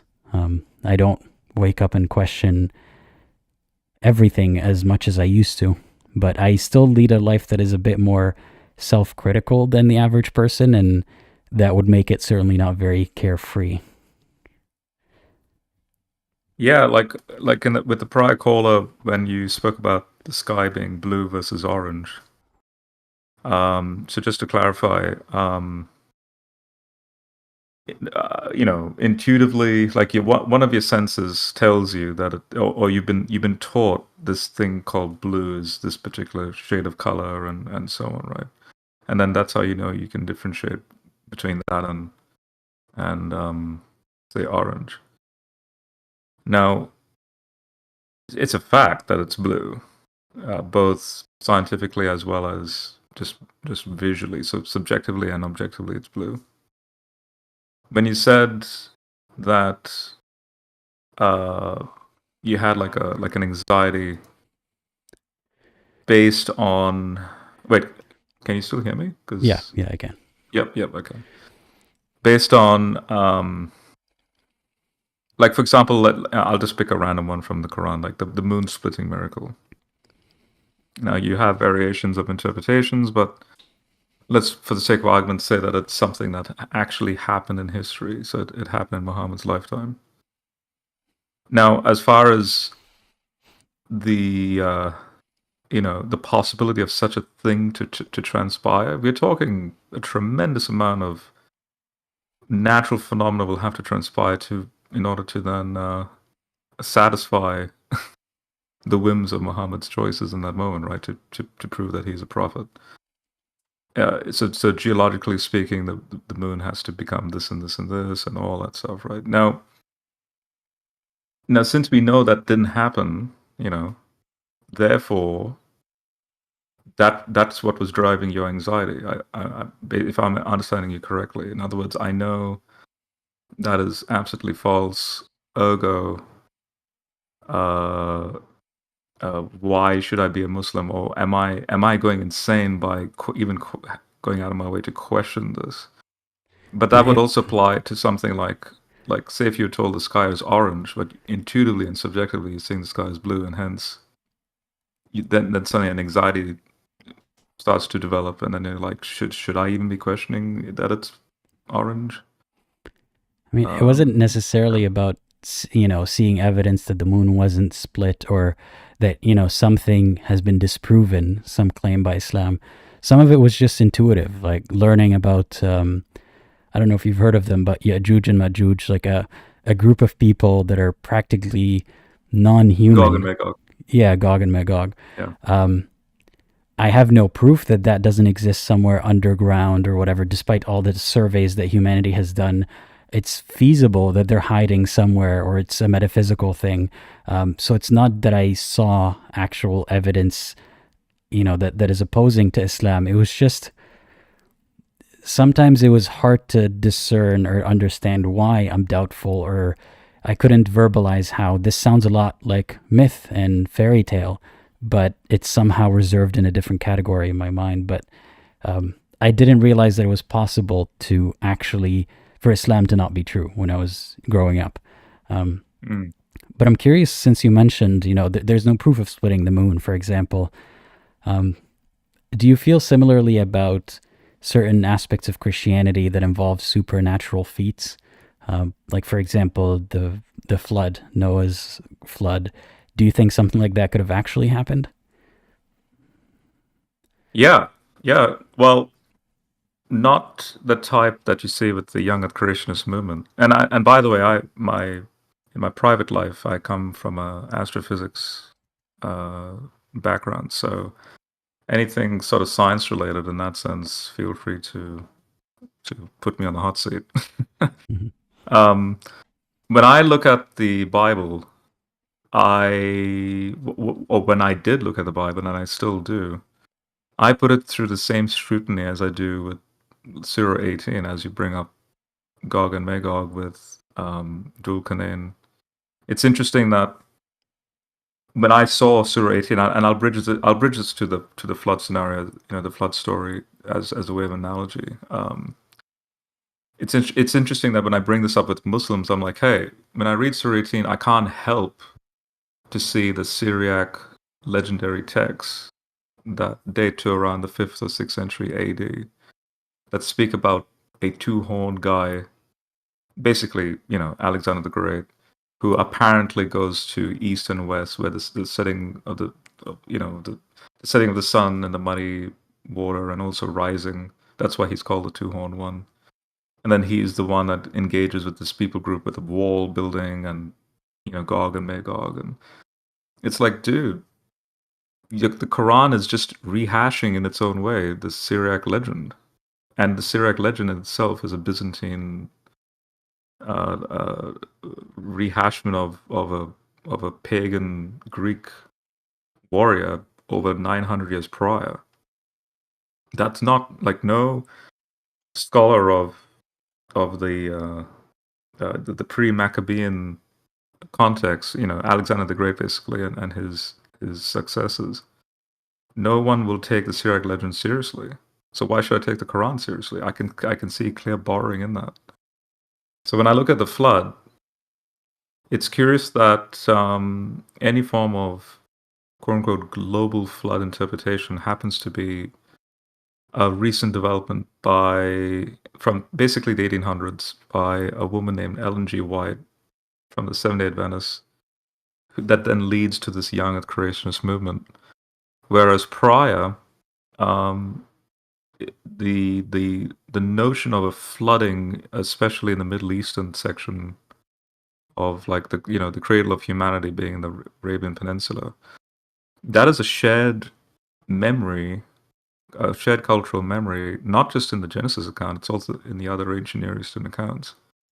And now when scholars go and dig up those cuneiform tablets, that showcases an overlap with the Genesis story. So in other words, if the Genesis story was genuinely unique in its depictions of what happened in the past, right? Just like the Syriac legend is genuinely unique with respect to Alexander the Great's biography, then that would be a red flag. Then I'd be like, everyone would say, yeah, the Genesis story is doing its own thing compared to what we find in that same vicinity and the same time in the other legends. But if you have the Genesis story agreeing with the Sumerian legends and the Enuma Elish and so on, now we can work with something.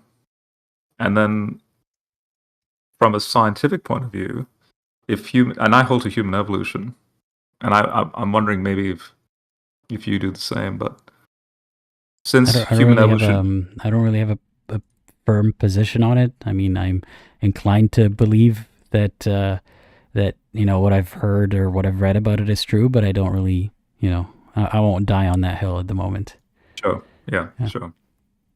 So yeah, like in a brief sort of summary on that, humans come out of Africa, Northeast Africa, say around anywhere between 70 and 120,000 years ago.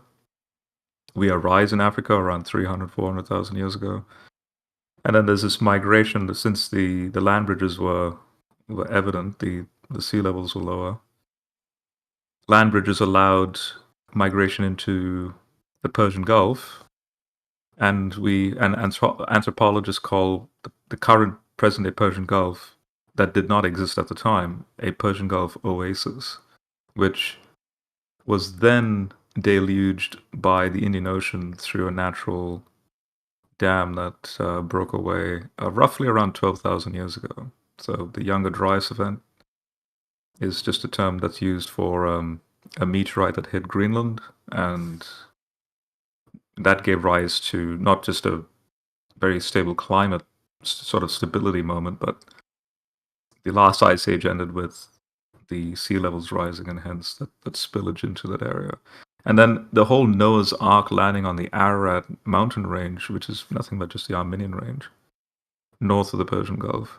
All the legends speak about survivors and the Fertile Crescent sort of emerging, say, around 10,000 BC. And sure enough, the Genesis story mentions that. The other stories mention this sort of like this reset taking place in the Fertile Crescent, which then leads to agriculture arising, which then leads to what we see again in the Genesis story, like Abraham moving forward.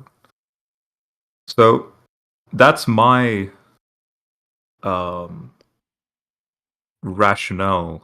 Like, I'm not closed-minded against that as a possibility in human history. My approach is I need the full gamut of human history and human anthropology alongside the biblical data, because if the biblical data is within reality, then it should not be intimidated by the data that we may discover simultaneous to it. It's part of, like a scientific model. Do these added data points, do they make the model corrosive, or do they actually affirm the model? Well, to think about your belief, you said you became a believer in 2015, right? Mm-hmm. Yep. How did you get to that point, and what makes you a believer today? The issue is what sparked it was my opa's passing. Opa's Dutch and German for grandfather.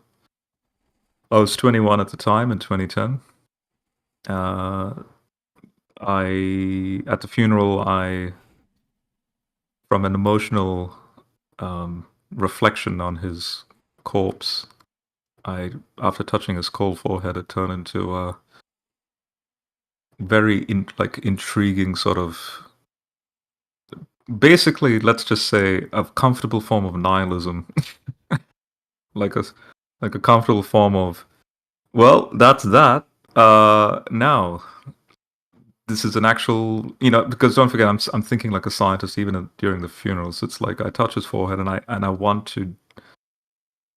My mind starts to race analytically. I want to know what he's experiencing, if he is experiencing anything, and if he's not experiencing anything, even that, like, is that an experience in itself?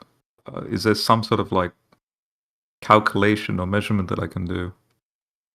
So that's basically what my mind was doing. I asked, the pastor. The pastor's like, "Oh, he's with Jesus now, and he's safe." But I asked the pastor specifically, "How do you really know?" And cliche answers, the typical, "Oh, humanity fell, and God had this plan to then send His Son," and the typical Christian response. None of that was satisfactory to me. Now, I'm not dismissing those Christian responses, by the way. I think for too long Christians have not. And by the way, I'm Orthodox Christian. I'm not some, I don't know, niche Christian or something. I'm a Orthodox evangelical Christian when it comes down to the bare bones, like Nicene Creed and all that. It's just that when I then ventured into the faith or an analysis of it, there's a discussion transpiring in the last, say, up to the year, say, 1600, from the 1st century moving forward into the 1600s, that had a very sophisticated sort of reflection on the religion. Now, the questions I raised that led me to becoming a Christian, they're just two questions at the funeral. If God exists, according to the pastor, if God exists, what is the most efficient means he can demonstrate his existence? And then subsequent to that question, if he were to reveal himself, it would be like a pink elephant in the room, because initially the pink elephant, existing would be magnificent. But then after a while, a pink elephant would become very common and stale, and I would lose interest in the pink elephant. Just like I'll be like, say a year down the track, I'll be like, oh, there's God again, whoop-de-doo. So, but part of that question, though, is what is the most efficient means he can demonstrate he exists? And the second one is, what is his solution to death? Because I find death to be a little bit of an issue, not that it's an emotional issue, but rather the arrow of time from a physics point of view it's too confining. And why? Like, why is it confining? Why decay? Why entropy? Now, philosophers, even physicists, you can go down all the arguments to try and explain why it's necessary for the arrow of time to be what it is, but still, the end result is that death is the end result. And if there is a God, is there some sort of where he himself gives an answer, or some sort of what is his reaction to this if he's the one that's created it? And long story short, my journeying through the theology of the early church, as well as the metaphysical implications with, especially my understanding of the sciences, is that the only way for God to prove to my satisfaction, at least, but at the same time aware that my satisfaction can be subjective, and hence I need to realize that there can be other worldviews that may have a better perspective. But for the sake of my satisfaction, I would love to see this deity condescend in some way, just like how you and I would condescend to, say, a flatlander. Like, if you and I as three-dimensional beings were to talk to a two-dimensional being, what would we need to do? Now, so think like Neo in the Matrix. Morpheus comes into the Matrix, right? So if God did something like that, which deity in human history has done that? You mean to send down an extension of himself as a human being to be in the same plane of existence as us? Yeah, and maybe extension of himself. Maybe you see that's part of that interpretive model. Like if he were to do that, what does that look like? And so I'm obviously arguing from a Trinitarian point of view that if there's a triunity transpiring, that makes even more sense. In other words, if Jesus is who he claimed to be, then that's the one time in human history you have the actual tangible evidence for the existence of God, regardless of the so-called bumps that we may have had with God, but in very fragmentary ways, like Moses at the burning bush. That's not really a direct interaction with God.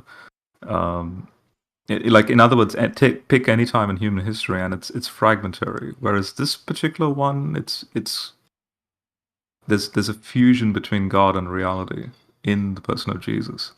So, but it's not just that. You see, if God were to do that, then all I'm doing is believing in his existence. But that's all I'm doing. It still doesn't bridge me to, especially the Christian concept of koinonia, like fellowship and worship and family and finding rest when Jesus says, "I can give you rest and comfort." So, if God decides to incarnate the way Jesus did, and since I hold to evolution, the implication here is like when in John 1:14, where it says the Word became flesh. Like as a scientist, I can say the Word became evolved flesh because all his body would have been stardust. It's through evolution. His body is the cosmos, which then by implication you have a hypostasis between the divine, which is God, and the finite entropy-ridden chaosness of that body. That basically it's ridden with death. Wait, sorry, I'm getting a little bit lost here. So Yep. to go backwards a little bit, you were saying if there is a God, how would it project itself into our dimension? Just like how would we interact with a two-dimensional being as three-dimensional being? Mm-hmm. And you see that Jesus is, or Christianity is the one religion that has that attempt of God reaching down to us into our dimension. Yeah, it gives in explicit detail. Like it actually goes out of its way to actually, like Philippians 2 says, although he was in the form of God, he condescended himself, became flesh, became a slave. It's interesting that the Quran and any other religion, you have the deities being described in their own ontological ways, but those deities are subject to so for example, Allah, right? Like Surah 1, I think it's either 110 or 112, speaks about how he's so other, and this notion that it's impossible or it's shirk to have Allah, although you have Islamic tradition saying that he comes down to the lower heaven, but for him to become human, right? Like, oh no, we can't allow that. So now, but notice the ironic. I don't know if hypocrisy is the right word, but some sort of ironic. It gives the psychology of the reader away, basically.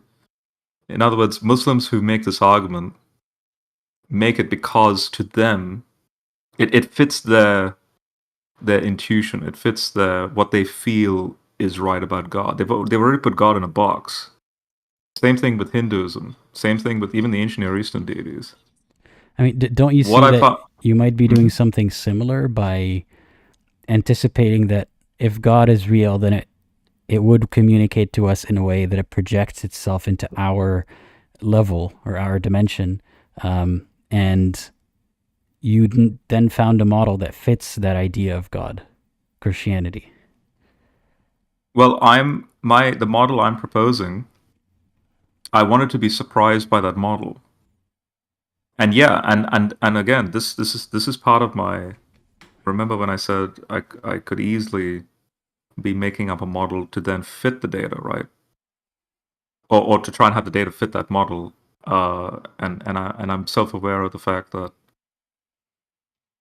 the moment you find data that fits your model, it doesn't mean you then go, whoop, like yippee, and then then you buy it hook, line, and sinker. No. You need to then critique that. So what I find interesting is that the other deities, their descriptions are so focused on satisfying the human, the simpleton nature of the human mind, especially humans of the past. I mean, I'm being a little bit derogative there, but people of the past were dumb. They were smart. They had their own moments, but at the same time, you can tell that there's a psychological laziness, but due to the culture, due to the language, due to what they knew at the time, and blah blah. And Do what you I find think curious is that that's not a barrier in your belief system? it's I'm open. The thing is, I'm self-aware of it being a barrier because I know that as especially in the field of science, you have to, the whole process of peer review and the whole process of the scientific method is that, okay, for example, Einstein comes on the scene, he upgrades Newton's mechanics. That doesn't mean Einstein now becomes, relativity is the thing. No, there's still a lot of questions we are raising with how to marry that with quantum gravity and all that stuff. The same thing that same principle should be applied theologically. That same principle should be applied to the religions of the world, including Christianity. What I find curious is that out of all the models that have been proposed by humans, ironically enough, right? Every religion has a human spokesperson. There is a human spokesperson that claims to be God in flesh. And that one human spokesperson is literally like he claims to be the incarnate deity, basically. That sort of fits that model that I was proposing would fit comfortably with, well, if he is God in flesh, then there's your tangible evidence, and it only has to happen one time. There's your tangible evidence that God genuinely exists. But I didn't quite understand.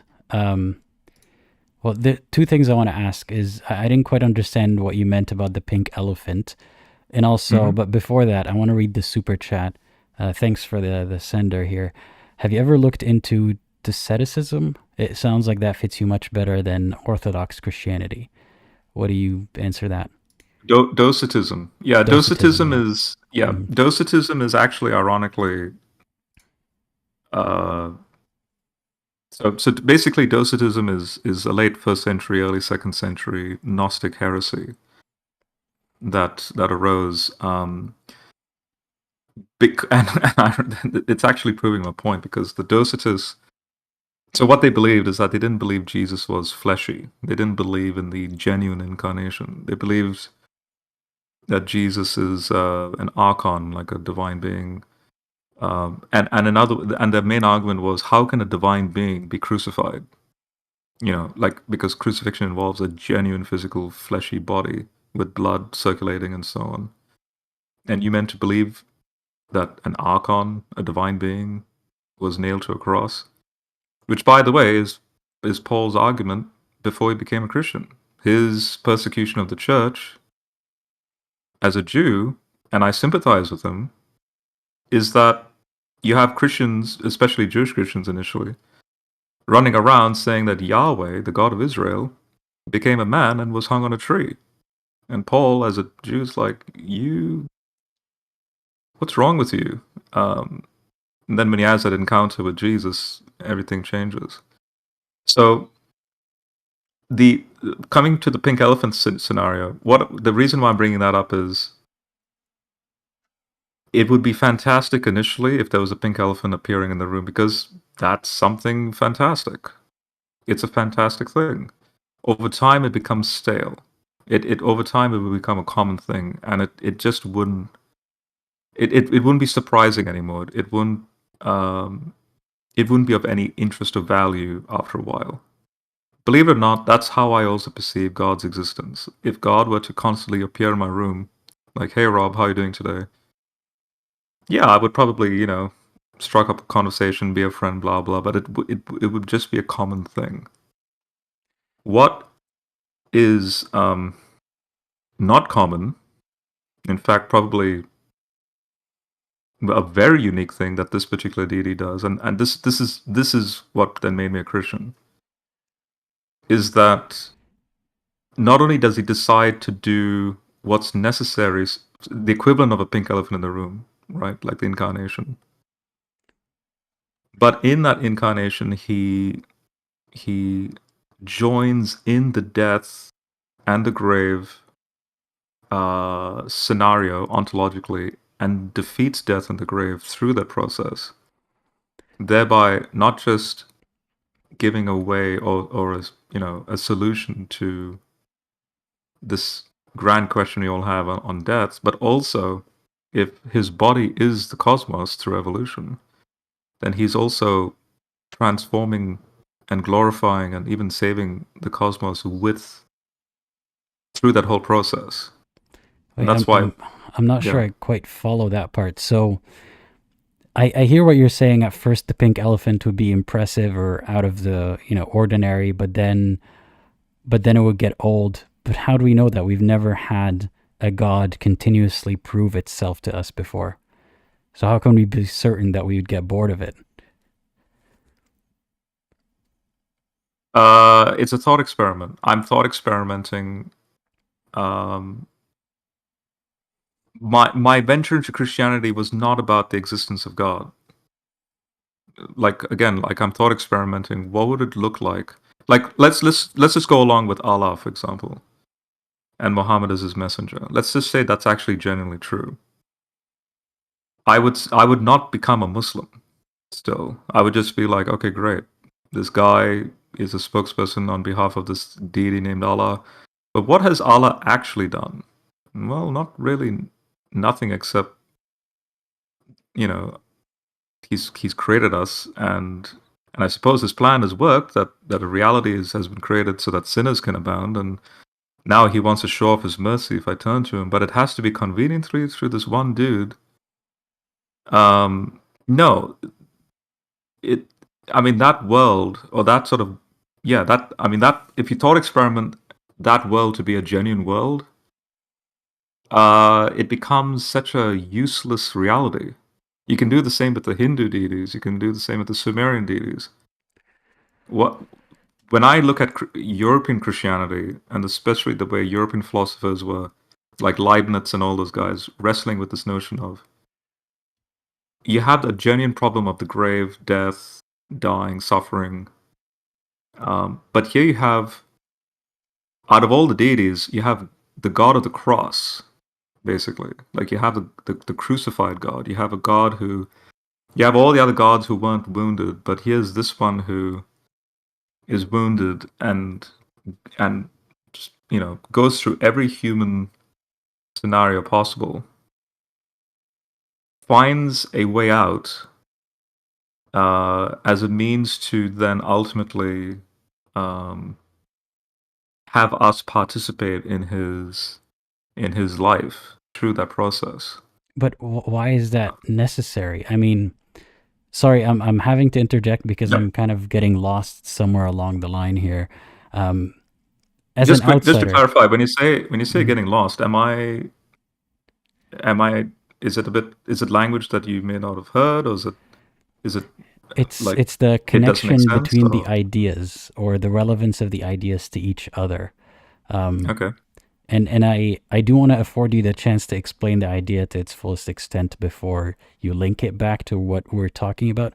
But sometimes I feel like I'm missing the connection or the importance of that as a criteria for belief, for example, or in your case, I mean, in your story.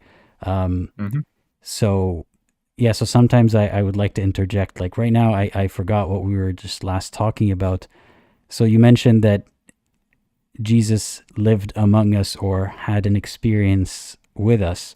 Or actually, no, stepping back a little bit, you said even if it was true that there is a Allah and Muhammad, you wouldn't follow him because what has he done except ask for worship, right? Mm-hmm. Yep. So,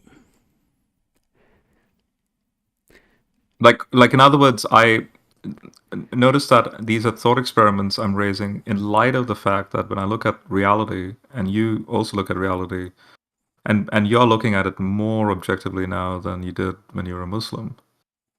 We hope to be looking at it objectively. So I'm striving to try and look at it like I'm not denying I could have blind spots. We should always be open to the fact that there could be certain blind spots here and there. But that's again part of the scientific method. So given that attitude, and then sticking to a mainstream perspective on, or the best as we can, a most cutting edge mainstream perspective we can on reality, we can also retroject back into time what's transpired in the past, and retroject forward what's going to happen in the future. when I look at the past, I find the Christian worldview to be the most coherent moving forward. If I'm going down the, if I'm given an option of well, here's 200,000 years of human history.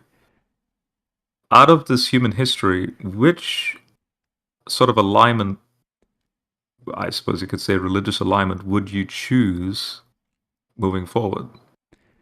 But It just so happens why is now. it which? Like, why is it one of the religious options?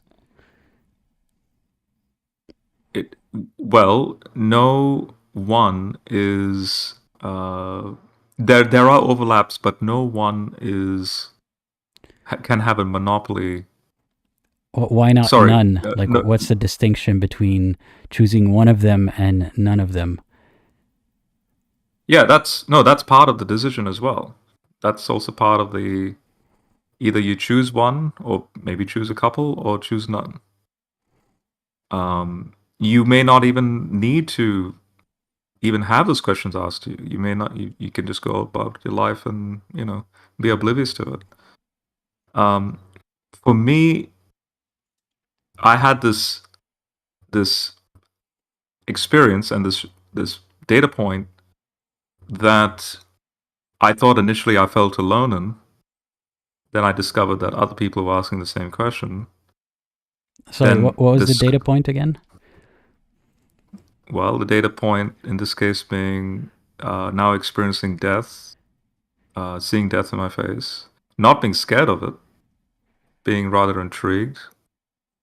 Is there some sort of cosmic significance for this thing that we call death? Is there a cosmic significance for the arrow of time being unidirectional? And so you can ask all those these are questions rather than information.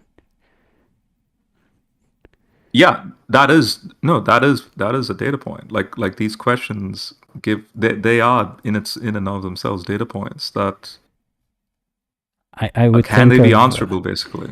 Okay, like the way that I think of data is an answer to a question. I guess the existence of a question can be considered data, but if I'm building on it, it's usually either the answer of the question or the unanswerable nature of the question. That's a data point, whether or not there is an answer to that question. So is the data point here that you had these questions? Yeah, but it's not. These data points are insignificant, though. I mean, I suppose if the question has been raised more than once, then it shows I'm not some unique special guy asking these unique questions. So that in itself is a interesting, like the fact that others have also asked the same question. I then wanted to venture, sort of like an armchair, sort of sit back by a fireplace, read all these books, and see how have other human beings with real feelings, real experiences, or real, they've wrestled with reality, like take Descartes' demon or Immanuel Kant and all these guys, right? And it's interesting to see that the Christian theistic concept of God condescending down, entering into our reality, and he's not just showing off in that process, but rather he's joining his nature to this reality as being the solution to how death can be overcome. But he's doing it on our behalf. So in other words, if we are his creature or creation, he wants to not, according to the text, he doesn't want to lose us. Well, I find that to be, at the moment, the most satisfactory piece of data compared to all the other religions that have cropped up in human history. I still struggle to classify it as data when what I'm hearing is questions about reality, and the fact that one religion seems to answer those questions or offer an answer for those questions. I don't consider it to be a data point that then I would follow to build a conclusion about the religion. It's more like this religion has answers for that question. But how do you know that those answers are true, not just answers offered by a religion? That's precise. That's basically the next step. In other words, if I mean, like, notice my bewilderment that. So since I hypothesize, okay, God has to become human-like or fleshy, he has to condescend, blah blah. And if I come across, say, John 1:14 that says, "And the Word became flesh," I'm freaking out because I'm going, hang on a second, is the author of this particular text, is it just happenstance that he happens to be, like, I'm genuinely not aware of this text, and only now, this is in my, when I was about 23, 24, when I saw that. Like, the fact that I independently came up with a hypothetical answer to the question, and here's a religious text verbatim saying very similar things. Now, I don't claim to be anyone special. Now, so the next step, obviously, is to investigate the scholarship on the historicity of Jesus and the historicity of who he claimed to be. Wait, and yes, there's a variation. One second here. So you find significance in how Christianity happened to have some question or answer that coincided with something that you're thinking about. Yeah, and you but I'm trying that, to avoid the coincidence of that data point. In other words, just to give you a brief analogy, like Leibniz and Newton both independently came up with calculus.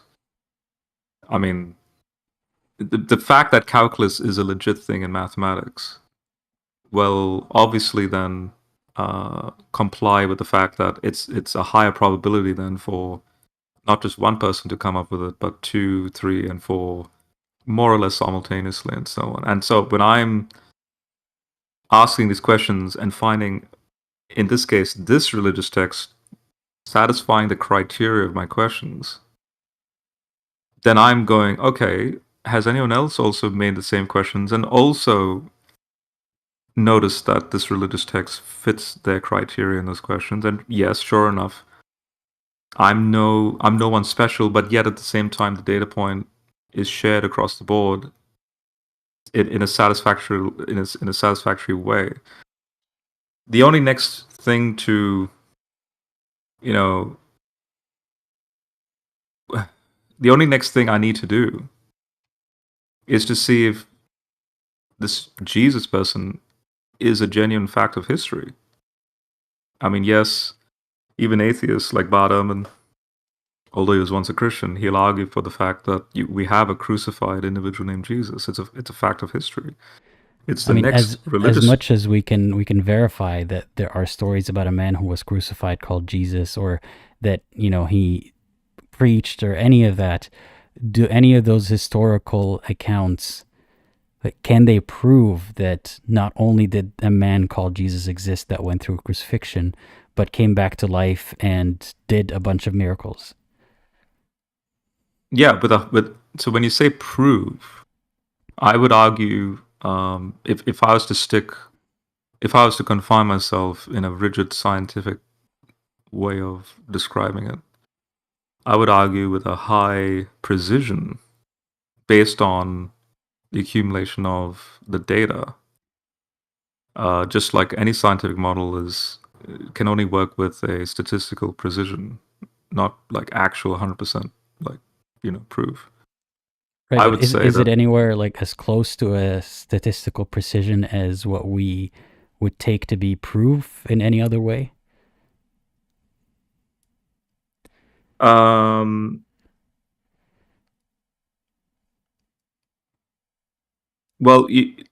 by that, in that context, you need to measure it by something else in order to then showcase the variance of the error, so to speak. So notice you have options available to you. Jesus is a real human, but he did not rise from the dead. That's a reality A. Reality B would be Jesus is human and rose from the dead. or reality C is Jesus is human, but he was resuscitated in some sense. So you have all these proposed models of what was happening with respect to the corpse. Was it stolen? And then with a variance of probability on each of those scenarios, the one that demonstrates what you would call a supernatural, or what I would rather like to clarify it as like a hypernatural, like a miracle, that there was a genuine reanimation of the corpse, like a reversing of thermodynamics. That is the one that fits the data most compared to the other propositions. And I suppose one key data to just quickly share on that would be the psychology of Paul. Obviously, I'm using him as a litmus test, but I'm using him as one of many of the psychologies of the people. Then, so in other words, when you have Christians running around in the early church, literally within months of his crucifixion, saying that Yahweh was crucified and he hung on a tree and he's resurrected. And yeah, it's very natural for Paul to have that reaction the way he did. But what I find to be a giveaway to how this movement then suddenly just exploded is the fact that they go out of their way to defend the deity of this human, so that they go out of the way to defend that he's Yahweh and crucified. In other words, when you do read Jesus in the gospel accounts and you see how he's depicted as God in flesh, obviously that's written after the fact. But let's just say that's exactly what was happening. Like, the sayings of Jesus is authentic. I find it curious that if he did not rise from the dead, they would not have gone out of the way to defend his deity. I gotta be very bluntly honest with you here. It's very hard to find relevance in some of what you say because I'm so many layers removed from it that, like, I would have to ask so many follow-up questions just to unpeel it and get to, like, I have so many questions about every single thing that you say. So it's hard to follow the narrative sometimes. Like, I would then start asking questions like, who wrote that Jesus was resurrected, and how accurate is that? How much weight would you give that, and how convincing is that? These are questions I ask myself. I agree. Right. That thought process is the reason why it took me a good 5-6 years to finally, with a reasonable certainty, go, you know what, I'll put my name on the Bible, or my belief per se in this figure, based on the accumulation of the data with a reasonable certainty of this must be what must have transpired. Mm-hmm. And so, in other words, my journey into the faith, just to be blunt, is a very dry, non-emotional. Like, I didn't have some sort of emotional conversion. It's literally, I'm looking at the raw data on the page, and I'm making an educated, I don't want to say educated guess, but like sort of like this happens to be the most probable based on the estimation, based on the scholarship, and then moving forward from there, then a slow emergence of a mystical, supernatural sort of religious, growth started to transpire. But that's obviously very subjective. Yeah. Well, I still appreciate you trying to explain it to me, even though sometimes I fail to grasp the connections. But I do appreciate you trying to share it anyway. And before we wrap up, because I still do have to take one more caller, I want to take one super chat that had kind of a question for you, but we have to try to answer it within a couple of minutes if possible. Sure. And if not, we could just say that it will take longer, but Thanks to the Can person. I know you have to go, but can I ask quickly? You brought up Noah's flood. Like, is like so just quickly, why did you bring that question up? Because I know you're connecting it to, say, the moon miracle, but like, because I'm trying to psychologize your motive as well. Now coming out of Islam, and I suppose you're agnostic now. In other Sure. words, I mean, if there's genuine historical evidence for, say, a flood-like thing in the Persian Gulf, then what would you say?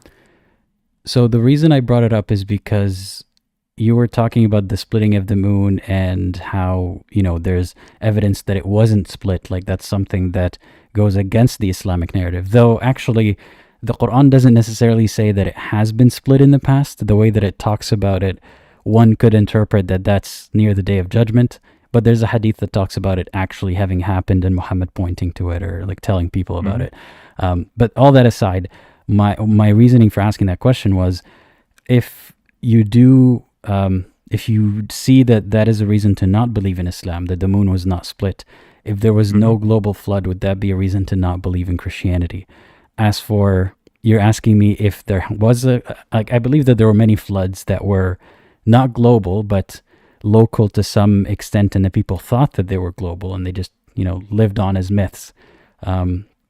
If there is some kind of global flood, that would still not necessarily be proof of religion. It would be proof that some people remembered that story. Like, I'm fairly certain there was never a global flood that encompassed the entire earth. There's not enough water on earth for that. Right. Yeah, and I agree. Yeah. Yeah. But Yeah. Even if there was some kind of flood, then my understanding would be that people remembered that, or the survivors remembered that, and it, it mutated throughout the years into a myth that became a legend, that became part of religion. Now, just quickly, the way you answer that is exactly the way I would have answered it myself. And just to quickly give you a quick example, when the Quran speaks about Pharaoh drowning, notice that. And I ask Muslims this: which pharaoh drowned? I can name, like, which dynastic period are we talking? 19th dynastic period, Ramses the Great, 18th dynastic period. Like, which pharaoh drowned? No pharaoh drowned. So, in other words, when the Quran makes historical claims, I want to see if it actually did happen in human history. And how curious, the Bible doesn't say the pharaoh drowned, and yet it speaks about Ramses the Great. It speaks about that event happening in that 19th dynastic period. So it's notice this is a variation. Which religious text comports with natural history as it should, if it's genuinely working with what we understand to happen in natural history with a reasonable precision, not like as if you're omniscient and so on. But yeah. Well, I do want to get back to I'll get to to that question before we wrap up. Well, thanks again to the person who sent that question, Rasa. They're saying, is it logical at all that Jesus died for sins of all mankind? How is sin transferable? Silly, yet only if you believe in Jesus. Instead, Hindu belief of bettering your own life through your own action is better. So I think they're trying to say that like their belief is better. Like, you don't necessarily have to address why Christianity is better than Hinduism, but I am curious about that part of the comment about how is sin transferable? How could Jesus bear the sins or die for everyone's sins? Yep. So the grand summarization of sin, quote unquote sin, is in Romans 7. And it ends, like Paul ends his argument, because don't forget, this is Paul now having to I'll be very quick because I know you need to go to the next person. Paul is no longer a Second Temple Jew with Second Temple theology of quote unquote sin as being the superstitious thing that God needs to be satisfied by doing Torah observance and sacrifice and blah, blah, blah. He's like Paul, and I love Paul when he himself has to go back to the drawing board and actually see this evolution of this particular deity he worships, evolving with humans evolving from Genesis moving forward. And so therefore the Jesus story, if Jesus is indeed God in flesh. So at the end of Romans 7, he asked the grand question, what a wretched man I am. Who is able to save me, or who is able to save this body of mine that is infected with death? Now, to wrap up the answer, by the time you reach more sophisticated philosophers like, say, Leibniz, who came up with the concept of the best of all possible worlds, and that this reality that is the best of all possible worlds has this chaos Kampf. It's a German word to mean struggle with chaos, embedded in the system. So Leibniz would argue, well, sin, in that obscure sense in the holy text, if I was to sort of use a placeholder for that, like, say, chaos Kampf, right, which embodies all the parameters of death and the arrow of time being unidirectional. Yeah, what's happening here from the Big Bang moving forward is that chaos Kampf is part of the system from time equals 0 moving forward. And then here's a moment in time where the creator decides to, so the early church called it theosis, or glorification. So basically, the creator comes in and engages with chaos Kampf directly, so that what started from the start culminates in the cross, and then not just you and I, but the whole cosmos can find salvation in the finished work of Jesus.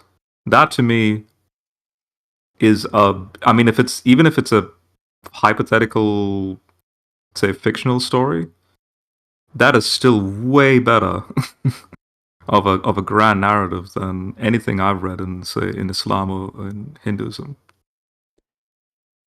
I hope that has answered the commenter's question. I would have to listen to it again and see.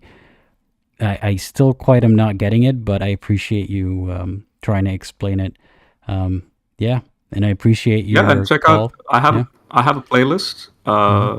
Like, it's a short summary playlist on my channel. What does God want? And feel free to check it out.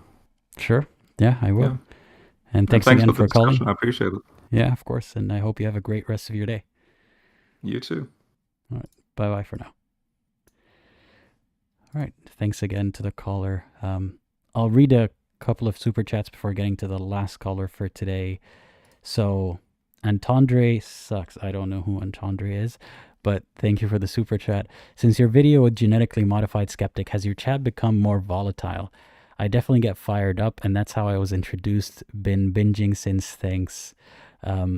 Well, I don't know what you mean by fired up. No, I feel like it's been similar before and after. I mean, I noticed slight uptick in followers, at least from the interactions that I'm getting. Followers that seem to be from a theist background, not necessarily Muslim, but Muslim, Christian, and other, and atheists.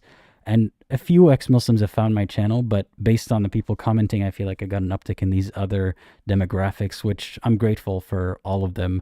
I appreciate them being here and talking and listening to me.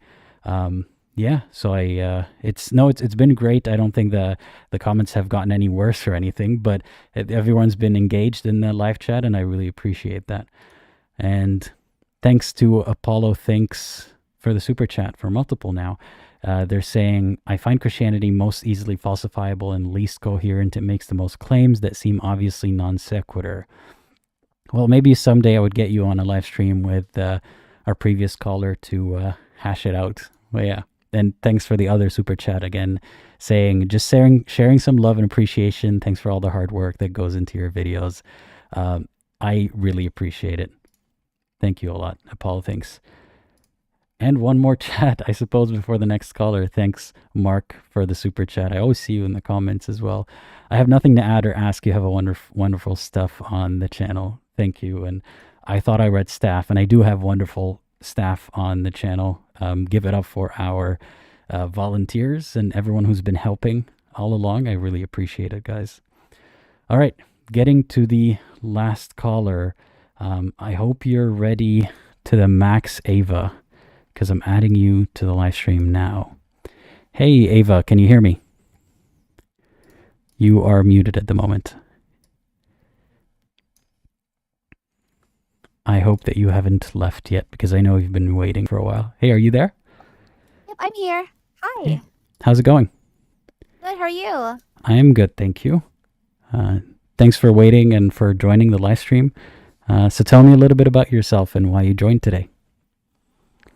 Hi. So, I just wanted to come on and say, thank you for having your channel. I am an ex-Muslim myself. I was raised in the faith, and it's been really tough coming out as an apostate, and having like channels like yours be on this platform really kind of just you know, sharing your thoughts on Islam, and really, I wouldn't say like you're very very graceful with your answers. You're very considerate. You're very, thoughtful on your responses, and I find that to be very commendable.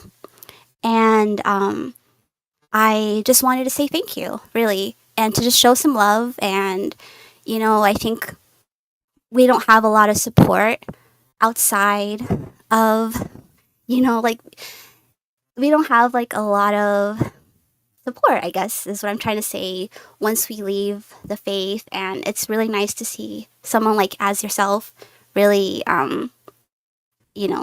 being out there and taking that risk, because I know it is a huge risk to do something like this. And yeah, just wanted to say thank you. Well, I really appreciate you saying that.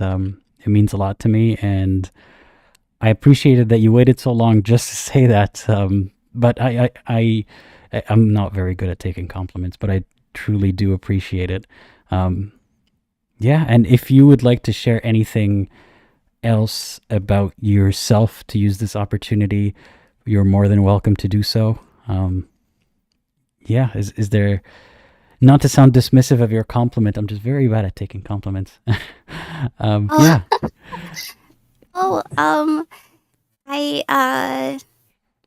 I really didn't think this through. I just really wanted to say thank you. But I do have a question for you. Just hearing the other callers' discussion.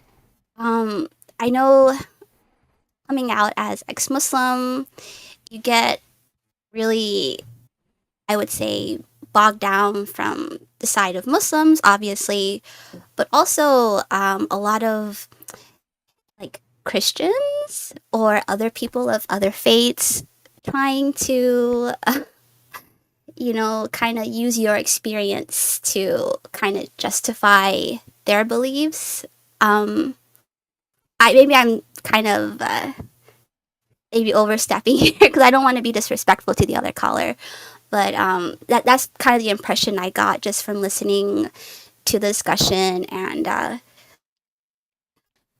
trying to see like how do you navigate that experience. That's a good point. That's something that I'm very aware of when I have a caller who's not a believer of Islam but is a believer of something else, and they mention Islam. I try to be vigilant where I let them talk and see if it's relevant to the point that they're trying to make, but I try to make sure that they're not just using time on this platform to agree with me or to say, yo, isn't Islam so silly because so-and-so, because I try to bring it back to their belief or their lack of belief and how it's relevant to their story. But of course, I would have to let them go on for a little bit and explain what they're talking about. But I don't necessarily enjoy it the most when I don't get a chance to inspect what they believe and how similar it is to what they're criticizing. So I hope it doesn't come off as me just letting them, join me in talking smack about Islam, because that's not the goal here. Right, I completely agree with you, and that's something that I've felt like I've been experiencing, because I have a very like obvious Muslim name, but I don't dress as a Muslim person anymore. I don't wear hijab. Like I don't like I dress appropriately, obviously, but I don't have the hijab, and I get a lot of questions from people like, "Oh, are you Muslim?" and kind of getting those weird looks, like, trying to gauge where I'm at, and I say, "No, I left the faith," and it's like, "Oh, okay," and you get all of these like interesting questions about like, "Oh, why did you leave Islam?" which is, a very valid question to ask, but there's always that tinge of like feeling like I have to, in a way, defend the religion. Not saying to, I'm not defending it, but I don't know if I'm making any sense. There's still that part of me where it's like, I don't want to be in the middle of like a religious war. You know what I mean? Like, I feel like that, Could it also be that chess an piece on the identity? board. Like, could it also be because it relates to your identity, or you feel like your identity is under attack, or people of a similar identity to yours are under, scrutiny here? That could be it too. I definitely have struggled with that because my family is still, practicing the faith, and I'm not. But at the same time, I understand what it was like to be a Muslim, and it took me a long time to come out of that cognitive dissonance where I had to do a lot of logical hooping and, just going a lot of circular arguments in my mind. And like, I know the struggle of what it's like to go through that, and maybe empathy in a way, like I empathize. But I also am not for the religion. I am wholeheartedly against it, and that's something that I've have a strong stance on. But I also don't want to, like, I want to separate the people from the religion, if that makes any sense. Yeah, it does. And I'm sorry my voice is annoying. That's just how I talk. No, that's just you being too critical of yourself. I don't think anyone's made that comment even, but even if they did, screw them. Yeah, no, I appreciate you calling in. It's difficult having to kind of, it almost seems like you have to play both sides of it, or you don't even want to take sides, but you're put into a position where you have to pick a side. I know that the way that we are viewed by a lot of believers is pretty unidimensional, and it seems like you're either with us or against us. I know that I am not an enemy of Muslims, but I am an enemy of Islam categorically, because I'm someone who doesn't speak favorably about it. So I know that for them it can be very hard to discern the difference. Not all of them, of course. We have a lot of callers who and people who don't even know about this live stream, that genuinely don't see ex-Muslims as simply as Islam claims we are, unidimensionally bad. So I get it that we're put in this box, we're viewed in a certain way, but we just feel like we still humanize the other side. So I get what you mean, separating the religion from the followers. I certainly do the same thing. Yeah. Yeah. I really thank you so much for, putting yourself out there. And I really hope that there's more growth in this side of YouTube and just on the internet, really. And yeah, thank you so much. Of course. I'm happy you called, and I hope you have a great rest of your day. You too. Thank you. Of course. Bye-bye. Bye-bye. All right. Thanks again to the caller. Want to read one last super chat before I go. Really appreciate it. Maria Siddiqui. She says, enjoying the live as always. Great job, Aladdin. Well, I really, really appreciate it. You guys really have no idea how much all these little contributions do help. I mean, you wouldn't believe how like all of a sudden a video gets demonetized, or even when it is monetized, it's not that big of a contribution to my revenue stream. So every little bit like that helps beyond what you would imagine. I mean, because of you guys, I'm able to do this. Because of you guys, I took that plunge, and because of you guys, I'm here. So I really appreciate it.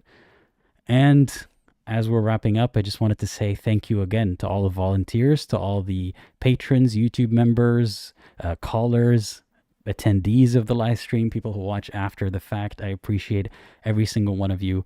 And without my supporters, I would not be here. And I'm thankful for that. And if you would like, watch one of these videos next. And as always, think critically.